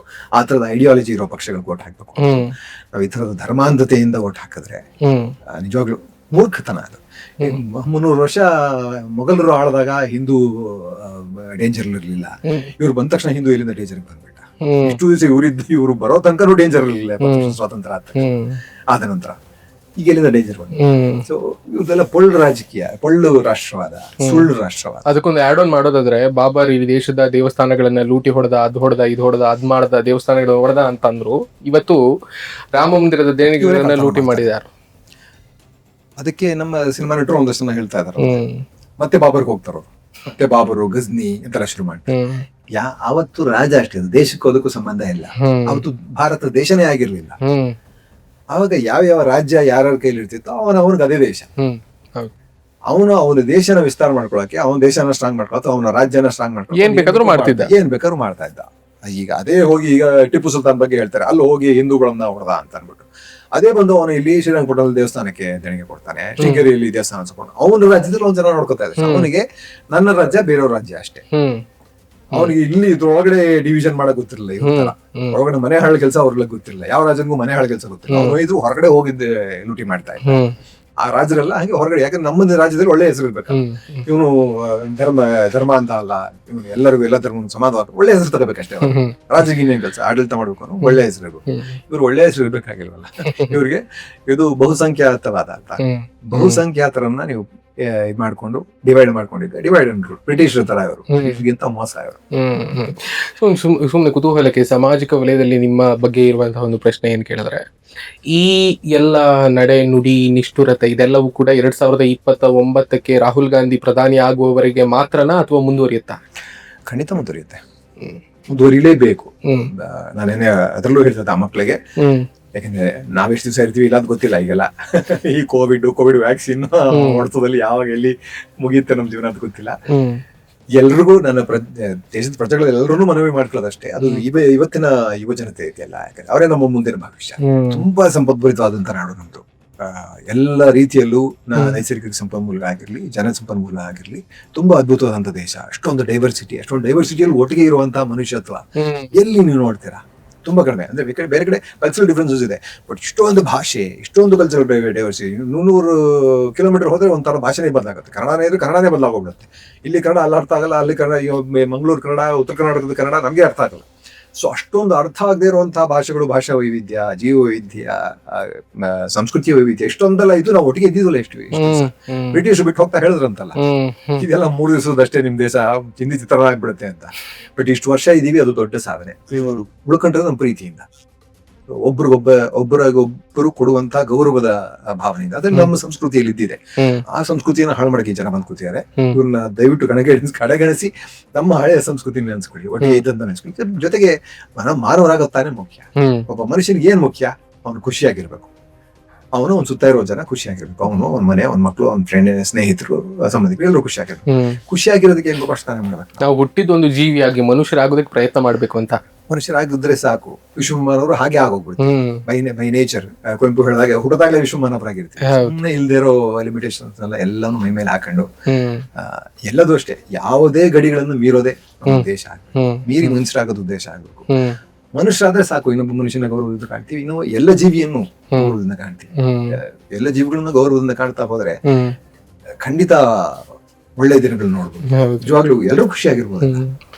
ಸರ್, ನಿಮ್ಗೆ ಏನಾದ್ರು ಒಂದು ಸಣ್ಣ ಅಘೋಷಿತ ಬಹಿಷ್ಕಾರ ಅನ್ನುವ ರೀತಿಯಲ್ಲಿ ಎಲ್ಲಾದ್ರೂ ಸಿನಿಮಾ ಕ್ಷೇತ್ರದಲ್ಲಿ ಆಗಿದೆಯಾ? ಯಾಕಂದ್ರೆ ನಿಮ್ಮ ಆದರ್ಶ ಆಗಿರುವಂತಹ ಪ್ರಕಾಶ್ ರಾಜ್ ಅವರಿಗೂ ಕೂಡ ಅನೇಕ ಸಂದರ್ಭದಲ್ಲಿ ಅವರು ನೇರ ನಿಷ್ಠುರವಾಗಿ ಕೆಲವೊಂದು ವಿಷಯಗಳನ್ನ ಪ್ರಸ್ತಾಪಿಸಿದಾಗ ಮಾತನಾಡಿದಂತ ಸಂದರ್ಭದಲ್ಲಿ ಅವ್ರನ್ನ ಯಾಕೆ ಆ ಸಿನಿಮಾಕ್ಕೆ ಹಾಕೊಳ್ತೀರಿ ಅಂತೆಲ್ಲ ಚರ್ಚೆಗಳೆಲ್ಲವೂ ಕೂಡ ಆಯ್ತು. ನಿಮ್ಗೆ ಆ ಥರದ್ದು ಏನಾದ್ರು ಸವಾಲುಗಳು ಎದುರಾಗಿದೆಯಾ? ಕಿಶೋರ್ ಈ ತರದೆಲ್ಲ ಮಾತನಾಡ್ತಾರೆ, ಈ ಸಿದ್ಧಾಂತಕ್ಕೆ ಬದ್ಧರಾಗಿರೋರು, ಕಾಂಗ್ರೆಸ್ಗೆ ಪರವಾಗಿದ್ದವರು, ಆ ತರದ್ದೇನಾದ್ರು?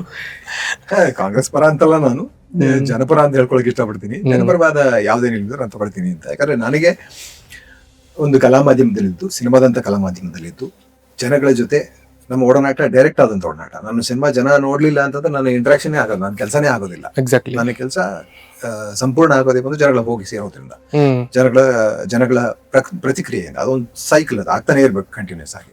ಸೊ ಹಾಗಿರುವಾಗ ನನ್ನ ಬದ್ಧತೆ ಜನಗಳ ಕಡೆಗೆ ಇರಲೇಬೇಕಾಗುತ್ತೆ. ಸೊ ಹಾಗಾಗಿ ನಾನು ಜನಗಳಿಗೋಸ್ಕರ ಮಾತಾಡ್ತಾ ಇದ್ದೀನಿ. ಸೊ ಯಾವುದೇ ಪಕ್ಷ ಜನಪರವಾಗಿದ್ರು ಆ ಪಕ್ಷಕ್ಕೆ ನಾನು ಬೆಂಬಲ ಕೊಟ್ಟೆ ಹೋಗ್ತೀನಿ, ಯಾರೇ ಆಗ್ಲಿ. ಅದು ಯಾವಾಗ? ಅದು ಕಂಡೀಷನಲ್ ಬೆಂಬಲ ಅಷ್ಟೇ, ಜನಪರವಾಗಿದ್ದಾಗ ಮಾತ್ರ. ಅವ್ರುಗಳೇ ಅಧಿಕಾರಕ್ಕೆ ಬಂದು ನಾವು ಕ್ವಶನ್ ಮಾಡ್ಲಿ. ಇವತ್ತಿಲ್ಲಿ ಕಾಂಗ್ರೆಸ್ ಅಧಿಕಾರದಲ್ಲಿ ಅಂತ ನಾವು ಕ್ವಶನ್ ಮಾಡದೇ ಇರೋದಕ್ಕಾಗ್ತಿಲ್ಲ. ಎಕ್ಸಾಕ್ಟ್ಲಿ, ಅವ್ರನ್ನೂ ಪ್ರಶ್ನೆ ಮಾಡ್ಬೇಕಾಗುತ್ತೆ. ಬಟ್ ಕೆಲವು ಪರಿಸ್ಥಿತಿಗಳಲ್ಲಿ ಸ್ವಲ್ಪ ಕೇರ್ಫುಲ್ ಆಗಿ ಕ್ವಶನ್ ಮಾಡ್ತೀವಿ, ಅಥವಾ ಅಂದ್ರೆ ತೀರಾ ಬಹಿರಂಗವಾಗಿ ಖಂಡಿಸದೆ ಕೆಲವು ಕ್ವಶನ್ ಮಾಡ್ತೀವಿ. ಯಾಕಂದ್ರೆ ಅದರ ಮಿಸ್ಯೂಸ್ ಕೂಡ ಆಗ್ಲಿಕ್ಕೆ ಸಾಧ್ಯತೆ ಇರುತ್ತಲ್ಲ.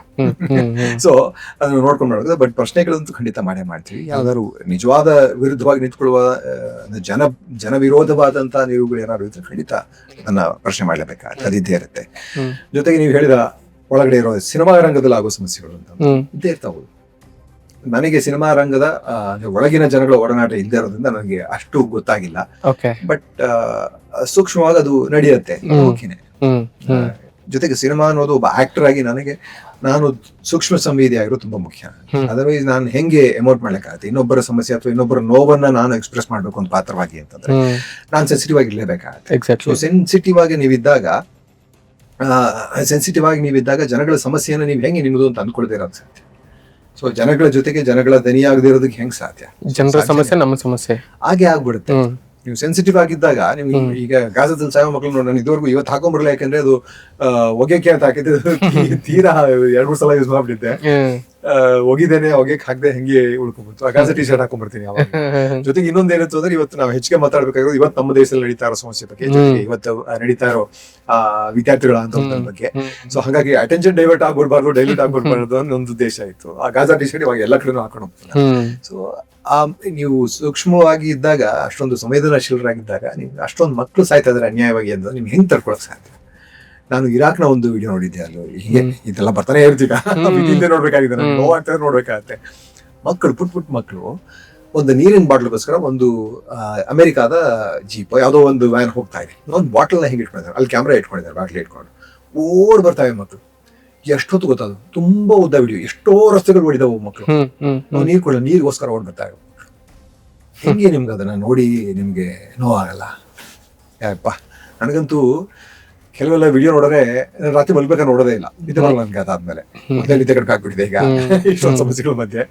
ನಿನ್ನೆ ಅದೇ ಈ ಹುಡುಗರಿಗೆ ಹೋಗಿ ಹೇಳ್ತಾ ಇದ್ದೆ ಆ ಪ್ರೊಟೆಸ್ಟ್ ನಲ್ಲಿ, ಇವತ್ತೊಂದ್ ಸ್ವಲ್ಪ ನಿದ್ದೆ ಮಾಡ್ತೀನಿ ಅನ್ಸುತ್ತೆ ನನಗೆ. ಎಲ್ಲೋ ಭರವಸೆ ಕಾಣಿಸ್ತಾ ಇದೆ, ಎಲ್ಲರೂ ಎಚ್ಚೆತ್ಕೊಂತಾ ಇದಾರೆ. ಮಕ್ಳ ಹೆಸರು ಸುಮಾರು ದಿವಸದಿಂದ ಮಾತಾಡ್ತಾ ಕೂತಿದ್ವಿ ನಾವುಗಳೆಲ್ಲ, ಒಂದಷ್ಟು ಜನ ಯೋಚನೆ ಮಾಡುವ, ಆಲೋಚನೆ ಮಾಡುವಂಥವ್ರು, ಏನೋ ಧೈರ್ಯ ಮಾಡಿ, ಮಣ್ಣು ಧೈರ್ಯ ಮಾಡಿ, ಪರವಾಗಿಲ್ಲ ಇವ್ರು ಏನ್ ಮಾಡ್ತಾರೋ ಮಾಡ್ಲಿ ಅಂತ ಅನ್ಕೊಂಡು ಮಾತಾಡ್ತಾ ಇರೋರು. ಇವತ್ತು ಅದರ ಪರಿಣಾಮ ಕಾಣ್ತಾ ಇದೆ. ಜನಗಳು ಎಚ್ಚೆತ್ಕೊಂಡಿದ್ದಾರೆ, ಪ್ರತಿಭಟನೆ ಮಾಡ್ತಾ ಇದ್ದಾರೆ, ಬೀದಿಗಿಳಿದ್ದಾರೆ, ಪ್ರಶ್ನೆ ಕೇಳ್ತಾ ಇದ್ದಾರೆ. ಅಂದಾಗ ಎಲ್ಲೋ ಒಂದ್ ಕಡೆ ಏನೋ ಬದಲಾವಣೆ ಆಗತ್ತೆ. ಮನ್ ಕಿ ಬಾತ್ ಮಾತನಾಡುವಂತಹ ಮೋದಿ ಜನ್ ಕಿ ಬಾತ್ ಕೇಳ್ತಾರೆ ಅಂತ ಅನ್ಸುತ್ತೆ ನಿಮ್ಗೆ? ಆ ನಿರೀಕ್ಷೆ ಇದೆಯಾ? ಕೇಳಲ್ಲ. ಯಾಕಂದ್ರೆ ಅದನ್ನೇ ಟೆಸ್ಟ್ ಮಾಡ್ತಾ ಇದ್ದಾರೆ. ಎಷ್ಟು ಇವ್ರನ್ನ ಪುಷ್ ಮಾಡಬಹುದು, ಮಾಡ್ಬಿಟ್ಟಿದ್ದಾರೆ. ಆಗ್ಲೇ ಮಾಡ್ತಾ ಇದಾರೆ ಅಂತಲ್ಲ, ಮಾಡ್ಬಿಟ್ಟಿದ್ದಾರೆ. ಇವ್ರಿಗೆ ಗೊತ್ತು ಏನೂ ಆಗಲ್ಲ, ಇವತ್ತು ನಾವು ಪ್ರೊಟೆಸ್ಟ್ ಮಾಡ್ತೀವಿ, ನಾಳೆ ಹೋಗ್ತೀವಿ, ನಾಳೆ ಇನ್ನೊಂದು ಇಶ್ಯೂ ಬರ್ತೀವಿ. ಈಗಾಗಲೇ ಅಂದ್ರೆ ನ್ಯಾಚುರಲ್ ಆಗಿ ಸುಮಾರು ಇಶ್ಯೂಗಳು ಹುಟ್ಕೊಂತಾರೆ. ಅದು ಅವ್ರಿಗೆ ಅನುಕೂಲಕರವಾಗಿದೆ. ಅವ್ರಿಗೆ ಇದಲ್ಲದೆ ಇನ್ನೊಂದು ಸಮಸ್ಯೆ, ಇವತ್ತು ಅಲ್ಲೆಲ್ಲೋ ಇನ್ನೊಂದು ಪ್ರೊಟೆಸ್ಟ್ ನಡೀತಾ ಇದೆ. ಕೆನ್ ಬೆಟ್ವಾಲಿ ಆದಿವಾಸಿಗಳು ಪ್ರೊಟೆಸ್ಟ್ ಮಾಡ್ತಾ ಇದಾರೆ. ಈಗ ರಿಷಿಕೇಶಲ್ಲಿ ಒಂದಷ್ಟು ಪ್ರತಿಭಟನೆ ಆಗ್ತಾ ಇದೆ. ಅಷ್ಟೊಳಗಲ್ಲಿ ಯಾವ್ದೋ ಬ್ರಿಡ್ಜ್ ಬಿದ್ದೋಗುತ್ತೆ, ನಾವು ಅದ್ರ ಬಗ್ಗೆ ಮಾತಾಡ್ತೀವಿ. ಇಲ್ಲ ಅಂದ್ರೆ ಇವಾಗ ಹೆಂಗಿದ್ರು ಎಥನಾಲ್ ಇಟ್ಕೊಂಡಿದಾರಲ್ಲ, ಆರಾಮಾಗಿ ಏನು ಕೇಳಿದ್ರೆ ಭ್ರಷ್ಟಾಚಾರ ಇಷ್ಟು ಲೀಗಲೈಸ್ ಮಾಡಿದವ್ರು ಇವರೊಬ್ಬರೇ ಅನ್ಸುತ್ತೆ.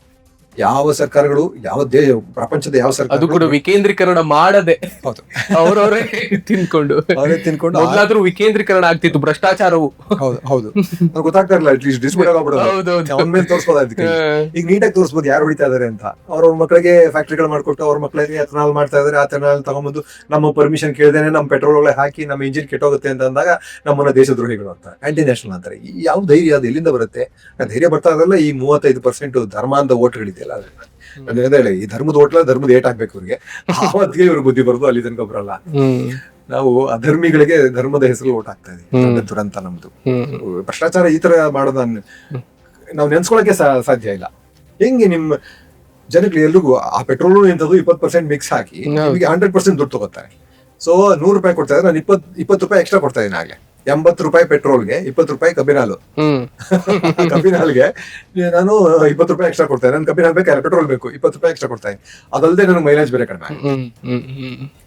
ಸೊ ಅದಲ್ಲದೆ ಮೈಲೇಜ್ ಗಾಡಿಗೆ ಕೆಟ್ಟೋಗುತ್ತೆ. ಅದಲ್ಲದೆ ಇವರು ತಗೊಳ್ತಾ ಇರೋದ್ರಲ್ಲಿ ರಷ್ಯಾದಿಂದ ಇದು ಆಯಿಲ್ ಇನ್ಕ್ರೀಸ್ ಮಾಡಿದ್ದೇನಕ್ಕೆ, ಅಲ್ಲಿ ಯುದ್ಧ ಆಯ್ತು ಅಂತ ಅಂದ್ಬಿಟ್ಟು. So crude oil price increase ಆಯ್ತು. ಕ್ರೂಡ್ ಆಯಿಲ್ ಪ್ರೈಸ್ ಇಮಿಡಿಯೇಟ್ ಆಗಿ ಡ್ರಾಪ್ ಕೂಡ ಆಯ್ತು. ರಷ್ಯಾ ತಗೋತಿದ್ದಾಗ ಡ್ರಾಪ್ ಆಯ್ತು. ಅದಕ್ಕೆ ಮುಂಚೆನೂ ರಷ್ಯಾ ತಗೊಂಡ್ವಿ ನಾವು ಕಡಿಮೆ ಪೆಟ್ರೋಲ್. ಈ ಮಧ್ಯಪ್ರಾಚ್ಯ ಬಿಕ್ಕಟ್ ಆದ್ಮೇಲೆ ರಷ್ಯಾದಿಂದ ಒಂದಿಷ್ಟು, ಅದಕ್ಕಿಂತ ಮೊದಲು ರಷ್ಯಾದಿಂದ ಸ್ವಲ್ಪ ಕಡಿಮೆ ಬೆಲೆಗಾದ್ರೂ ಸಿಕ್ತಿತ್ತು. ಈಗ ಜಾಸ್ತಿ ಇವರು ಇಸ್ರೇಲ್ ಮತ್ತೆ ಅಮೆರಿಕ ಪರವಾಗಿ ನಿಂತಿರೋದಕ್ಕೆ, ಅಮೆರಿಕ ಕಾಲಿಗೆ ಬಿದ್ದಿದ್ದು ಅಂತಾನೆ ಹೇಳ್ಬೇಕು, ಅಥವಾ ಅವ್ರು ಬೂಟ್ ನೆಕ್ಕಿದ್ದು ಅಂತಾನು ಹೇಳ್ಬೋದು. ಅಷ್ಟೇ, ಬೂಟ್ ನೆಕ್ಬಿಟ್ಟು ಬಂದಲ್ಲ ಅವರು. ಆ ಬೂಟ್ ನೆಕ್ಕಿದ್ದಕ್ಕೆ ನಾವು ಬೆಲೆ ಕೊಡಬೇಕು.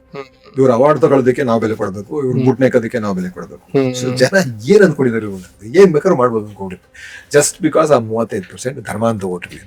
ಸೊ ಆ ಧರ್ಮಾಂಧ ಓಟ್ಗಳಿಗೆ ಹೇಳ್ಬೇಕಾಗಿದೆ, ಅಪ್ಪ ಇದು ಅಧರ್ಮ ಕಣಪ್ಪ, ನೋಡಿ ಇಷ್ಟೆಲ್ಲ ಕಣ್ಣು ಕಾಣಿಸ್ತಾ ಇದ್ರು ಯಾಕೆ ಕಣ್ಣು ಮುಚ್ಕೊಂಡಿದ್ಯಾ ನೋಡು, ದಯವಿಟ್ಟು ನೋಡು. ಕುವೆಂಪು ಅದಕ್ಕೆ ಹೇಳಿದ್ರು ಅನ್ಸುತ್ತೆ, ಸತ್ತಂತೆಹರನ್ನು ಬಡಿದೆಚ್ಚರಿಸು, ಕಚ್ಚಾಡುವರನ್ನು ಕೂಡಿಸಿ ಒಲಿಸು ಅಂತ.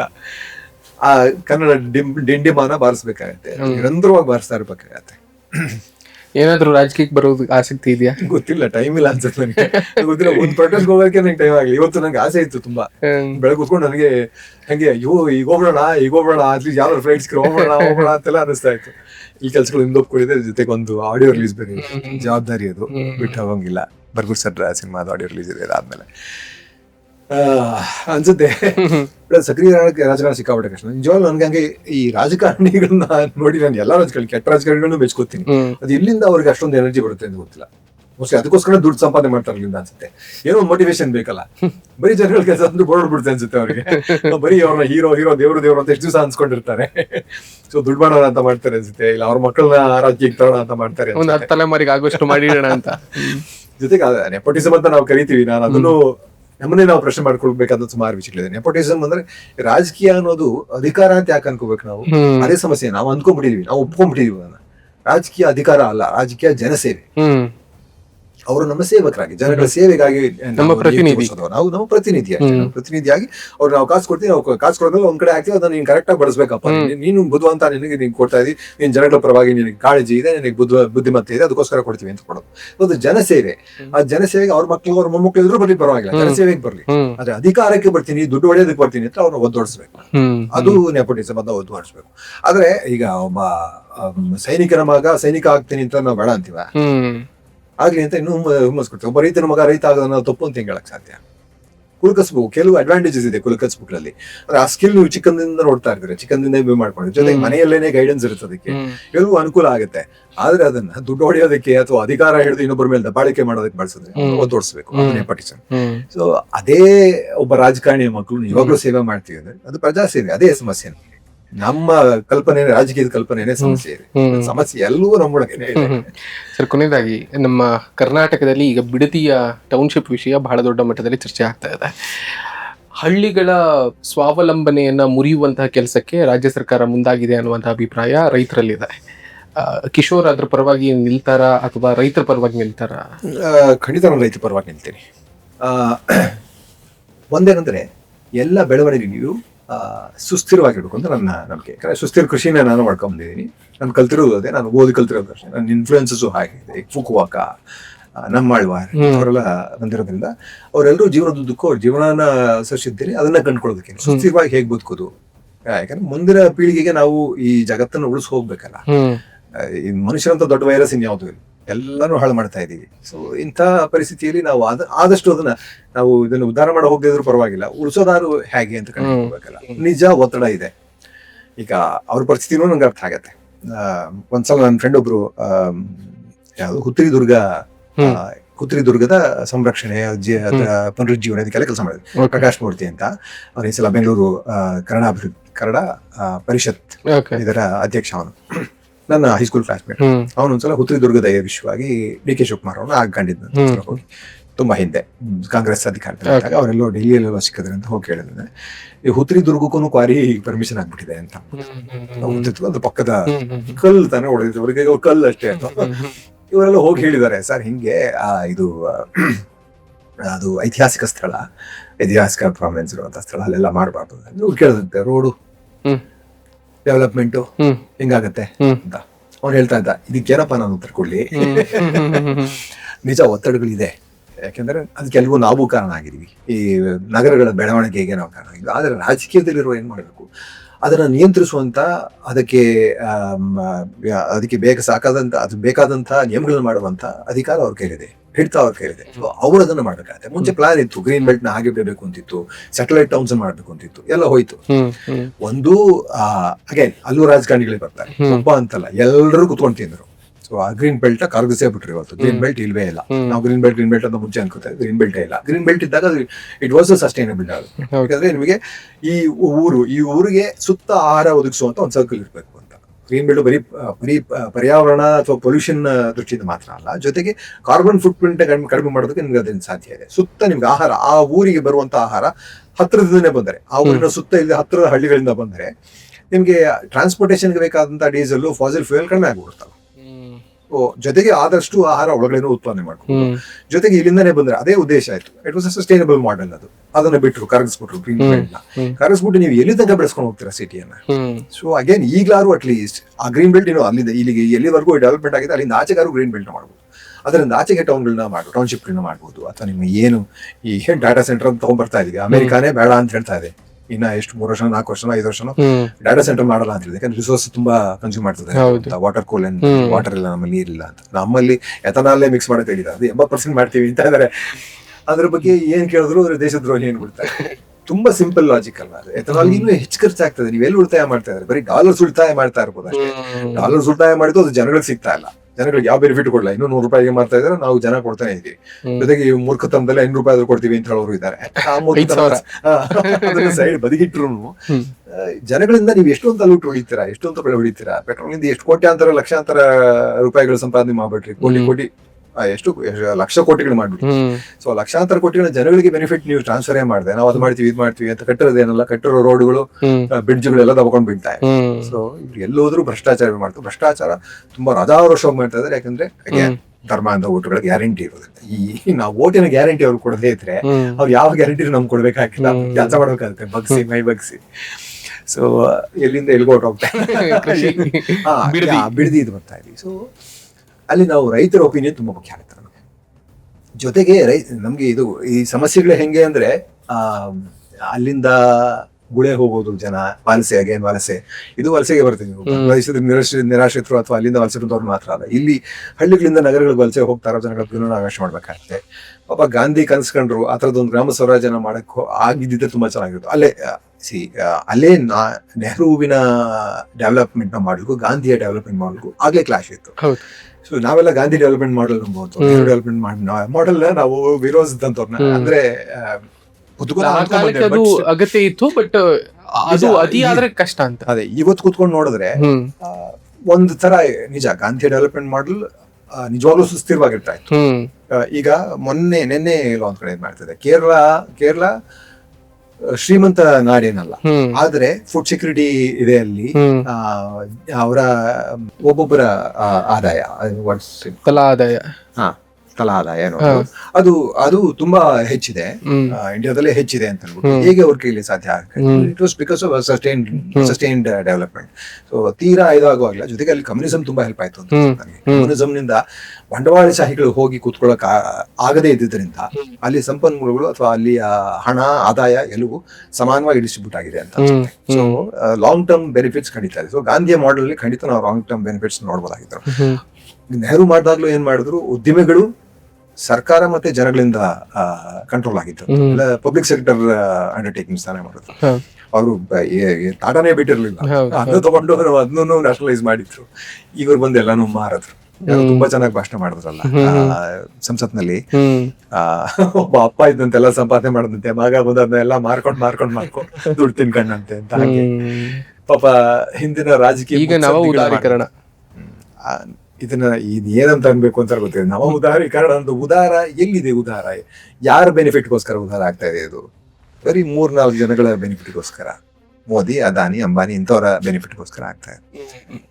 ಅದಾನಿದಂತೂ ನೀವು ಮಾತಾಡಿದ್ರೆ ಅದು ಮುಗಿಯೋದೇ ಇಲ್ಲ. ಅವ್ರಿಗೆ ಕಾಂಟ್ರಾಕ್ಟ್ ಕೊಟ್ಟಿದ್ರಿಂದ ಹಿಡಿದು ಎಲ್ಲವೂ ಭ್ರಷ್ಟಾಚಾರವೇ. ನಾನು ಫಸ್ಟ್ ರಫೇಲ್ ಬಗ್ಗೆ ನಾವು ಅದೇ ಹೇಳ್ತಾ ಇದ್ದೆ. ಫಸ್ಟ್ ನೀವು ರಫೇಲ್ ಬಗ್ಗೆ ಪ್ರಶ್ನೆ ಮಾಡಿದ್ರೆ ಅವತ್ತು ಕೊರಳ ಪಟ್ಟಿ ಹಿಡ್ಕೊಂಡ್ಬಿಟ್ಟಿದ್ರೆ ನಾವು ಇವತ್ತು ಈ ದಿನ ನೋಡುವಂತ ಅವಶ್ಯಕತೆ ಬರ್ತಿದ್ವಿ. ಅವತ್ತು ಬಿಟ್ಬಿಟ್ವಲ್ಲ. ಹೋಗಿ ಅಲ್ಲಿ HALಗೆ ಟೆಕ್ನಾಲಜಿ ಟ್ರಾನ್ಸ್ಫರ್ ಮಾಡಬೇಕಾಗಿತ್ತು, ಮಾಡಿಲ್ಲ. ಎಲ್ಲಿ make in India HAL ಮಾಡ್ಬೋದಾಗಿತ್ತಲ್ಲ. HAL ability ಇದೆಯಲ್ಲ. HAL ಬರೀ ಇವತ್ತು ಹೆಲಿಕಾಪ್ಟರ್ಗಳನ್ನ, ಹಳೆ ಹೆಲಿಕಾಪ್ಟರ್ಗಳನ್ನ ರಿಪೇರಿ ಮಾಡ್ಕೊಂಡು ಕೂತಿದ್ವಿ ನಾವು. ಅಷ್ಟೇ ಆಗ್ತಾ ಇದೆ ನಮ್ಮ ಕೈಯಲ್ಲಿ. HAL ರಫೇಲ್ಗಳನ್ನ ಮಾಡ್ಬೋದಾಗಿತ್ತು, ಟೆಕ್ನಾಲಜಿ ಟ್ರಾನ್ಸ್ಫರ್ ಬೇಡ ಅಂತ ಅನ್ಬಿಟ್ಟು ಏನ್ ಹೇಳಿದ್ರು ಇವರು, ನಮ್ಗೆ ದುಡ್ಡು ಕೊಡಿ ಒಂದಷ್ಟು, ನಮ್ಮ ಕಂಪ್ನಿಗೆ ಹಾಕಿ, ಇಂಡಿಯನ್ ಕಂಪ್ನಿಗೆ ಹಾಕಿ. ಇಂಡಿಯನ್ ಕಂಪನಿ ಯಾವುದು? ಅಂಬಾನಿ ಮಾಡಿದ ಕಂಪ್ನಿ. ಅಂಬಾನಿ ಯಾವ್ದು ಕಂಪ್ನಿ ಮಾಡಿತ್ತು? ಅವತ್ತಿಂದ 3-4 ತಿಂಗಳ ಹಿಂದೆ. ಡೀಲ್ ಆಗೋದಕ್ಕೆ 3-4 ತಿಂಗಳ ಹಿಂದೆ. ಸೊ ಪ್ಲಾನ್ ಕೊನೆಗೆ ಸುಪ್ರೀಂ ಕೋರ್ಟ್ ಹೋಯ್ತು. ಪಾಪ ಇವರೆಲ್ಲ ಅಪೋಸಿಷನ್ ಪಾರ್ಟಿ ಅವರೆಲ್ಲ ಹೋಗಿ ಸುಪ್ರೀಂ ಕೋರ್ಟ್ ತನಕ ಹೋದ್ರು. ಸುಪ್ರೀಂ ಕೋರ್ಟ್ಗೆ ಉತ್ತರ ಕೊಡೋದಕ್ಕೆ ರೆಡಿ ಇಲ್ಲ. ಸುಪ್ರೀಂ ಕೋರ್ಟ್ ಉತ್ತರ ಕೊಡ್ತಾ ಇಲ್ಲ, ನಾವೇನ್ ಮಾಡ್ಲಿ, ಕ್ಲೋಸ್ ಮಾಡ್ತೀವಿ ಕೇಸು ಅಂತ. ಅದನ್ನ ಕ್ಲೀನ್ ಚಿಟ್ ಅಂತ. ಇವತ್ತು ನಾನ್ ರಫೇಲ್ ಬಗ್ಗೆ ಮಾತಾಡಿದ್ರು ನಿಮಗೆ ಕಮೆಂಟ್ ಅಲ್ಲಿ ಬರ್ತೇವೆ, ಹೋಗೋ ಉಪ್ಮೂರ್ಖ, ರಫೇಲ್ದೆಲ್ಲ ಕ್ಲಿಯರ್ ಆಗೋಯ್ತು, ಕ್ಲೀನ್ ಚಿಟ್ ಸಿಕ್ಬಿಟ್ಟಿದೆ, ಎಲೆಕ್ಟ್ರಲ್ ಬಂಡಲ್ಲೇ ಕ್ಲೀನ್ ಚಿಟ್ ಕೊಟ್ರು ಅಂತ ಹೇಳ್ತಾರಲ್ಲ. ಅಸಂವೈಧಾನಿಕ ಅಂತ ಸುಪ್ರೀಂ ಕೋರ್ಟ್ ಹೇಳಿದ್ಮೇಲೆ ಅಸಂವೈಧಾನಿಕ ಕೆಲಸ ನಾನ್ ಮಾಡಿದೆ, ನನಗೆ ಶಿಕ್ಷೆ ಕೊಡಲ್ವಾ? ಇವ್ರಿಗಾರು ಶಿಕ್ಷೆ ಕೊಡ್ಲಿಲ್ವಲ್ಲ. ಪ್ರಧಾನಮಂತ್ರಿ ಇಂಟರ್ವ್ಯೂನಲ್ಲೇ ಒಪ್ಕೊಂಡ್ರು, ಹೌದು ನಾನೇ ತಗೊಂಡ್ಬಂದೆ ಎಲೆಕ್ಟ್ರಲ್ ಬಾಂಡ್ಸ್ ನ, ಎಲೆಕ್ಟ್ರಲ್ ಬಾಂಡ್ ತಂದಿದ್ದಕ್ಕೆ ಈ ತರ ಕಳ್ತನ ಆಗುತ್ತೆ ಅಂತ ಗೊತ್ತಾಗಿದ್ದು. ಅಂದ್ರೆ ಒಬ್ಬ ಕಳ್ಳ ಕಳ್ತನ ಮಾಡ್ಬಿಟ್ಟು ನಾನ್ ಕಳ್ತನ ಮಾಡಿದ್ದಕ್ಕೆ ಕಳ್ತನ ಮಾಡ್ಬೋದು ಅಂತ ಗೊತ್ತಾಯ್ತು ಅಂತಂದ್ರೆ ಅವ್ನ್ ಏನಂತಾರ, ಅವ್ನಿಗೆ ಶಿಕ್ಷೆ ಕೊಡೋದಕ್ಕೂ ಮನ್ಸು ಬರಲ್ಲ ಅನ್ಸುತ್ತೆ ನಮ್ಗೆ. ಇವ್ನು ಯಾರೋ ಅದ್ಭುತ ಜೀನಿಯಸ್, ಕಳ್ತನ ಮಾಡ್ಬಿಟ್ಟು ಕಳ್ತನ ಡಿಫೆಂಡ್ ಮಾಡ್ಕೊಳ್ಳೋ ಅಂತ. ಆ ಎಲೆಕ್ಟ್ರಲ್ ಬಾಂಡ್ ಅಂತೂ ಎಂತ ದೊಡ್ಡ ಸ್ಕ್ಯಾಮ್. PM ಕೇರ್ಸ್ ಎಂತ ದೊಡ್ಡ ಸ್ಕ್ಯಾಮ್. PM ಕೇರ್ಸ್ ಅಲ್ಲಿ ಡೀಡ್ಸ್ ಅಲ್ಲಿ ಇಂತ. ಹೌದು. ಎಲೆಕ್ಟ್ರಲ್ ಬಾಂಡ್ಸ್ ಎಲ್ಲೂ ಎಷ್ಟು ರೇಟ್. ನ್ಯೂಸ್ ಮಿನಿಟ್ ನವರು ಈಗ ನ್ಯೂಸ್ ಮಿನಿಟ್ ಬಗ್ಗೆ ಮಾತಾಡ್ತಾ ನಿಮ್ಮಂತ ಪತ್ರಕರ್ತರು ಯಾಕೆ ತುಂಬಾ ಇಂಪಾರ್ಟೆಂಟ್ ಆಗ್ತಾರೆ ಅಂದ್ರೆ ಈ ತರದೆಲ್ಲ ವಿಷಯಗಳು ಈಚೆಗೆ ಬರ್ತಾನೆ ಇರಲಿಲ್ಲ. ಎಲೆಕ್ಟ್ರಲ್ ಬಾಂಡ್ಸ್ ಈಚೆಗೆ ಬರ್ತಾನೆ ಇರಲಿಲ್ಲ. ಎಲೆಕ್ಟ್ರಲ್ ಬಾಂಡ್ಸ್ ಅಲ್ಲಿ ಕೂತ್ಕೊಂಡು ಡಿಸೈಡ್ ಮಾಡಿ SBI ಕತೆ ಹೊಡ್ತಲ್ಲ ಹೋಗಿ ನಮ್ಗೆ ವರ್ಷಾನ್ಗಟ್ಲೆ ಬೇಕಾಗುತ್ತೆ ಡಾಟಾ ಕೊಡೋದಕ್ಕೆ ಅಂತ. ಕೊನೆಗೆ ಇವರೆಲ್ಲ ಪ್ರೂಫ್ ತೋರಿಸಿದ ತಕ್ಷಣ ಸುಪ್ರೀಂ ಕೋರ್ಟ್ ಒಂದ್ ದಿವಸದಲ್ಲಿ ಕೊಡ್ಬೇಕು, ಒಂದ್ ದಿವಸದಲ್ಲಿ ಕೊಟ್ಬಿಟ್ರು. ಎಂತ ಕಳ್ಳಾಟ ಆಡ್ತಾ ಇದ್ರು ಕೂತ್ಕೊಂಡು. ಇವತ್ತು ONGC ಇದು ಬಂದಿದೆಯಲ್ಲ, ONGC ಇಂದ RSS ನ ಸಂಸ್ಥೆಗಳು ಸುಮಾರು ಸಂಸ್ಥೆಗಳಿಗೆ ದೇಣಿಗೆ ಹೋಗಿದೆ, CSR ಫಂಡ್ಸ್ ಹೋಗಿದೆ ಅಂತ. ಸೊ ದೇಶನ ಲೂಟಿ ಮಾಡೋದಕ್ಕೆ ಅಂತ ಕೂತಿರುವಂತ ಜನ ಇವರನ್ನ ಇವ್ರು ಯಾವ ವಿಧದಲ್ಲೂ ಬದಲಾವಣೆ ಆಗೋದಕ್ಕೆ ಸಾಧ್ಯ ಇಲ್ಲ. ಯಾಕಂದ್ರೆ 3 ಟರ್ಮ್ ಬೇಕಾಗಿರಲಿಲ್ಲ ಬದಲಾವಣೆ. ಅಧಿಕಾರ ಸಿಕ್ಕಿತ್ತು, ಬೇಕಾಗಿರೋ ಕೇಳದಂತ ಅಧಿಕಾರ ಸಿಕ್ಕಿತ್ತು. ಸಿಕ್ಕದ ಮೇಲೆ ಅದನ್ನ ಜನಗಳನ್ನ ಲೂಟಿ ಮಾಡೋದಕ್ಕೆ, ದೇಶನ ಲೂಟಿ ಮಾಡೋದಕ್ಕೆ ಬಳಸ್ತಾ ಇದ್ದಾರೆ. ಇವ್ರನ್ನ ತೆಗೆದೇ ನಮ್ಮ ದೇಶದ ಉದ್ಧಾರ ಸಾಧ್ಯ ಇಲ್ಲ. Thank you so much sir. ಇಷ್ಟೊತ್ತು ಮಾತನಾಡಿರೋದಕ್ಕೆ ಸಾಕಷ್ಟು ವಿಷಯಗಳನ್ನ ಮಾತನಾಡಿದ್ವಿ.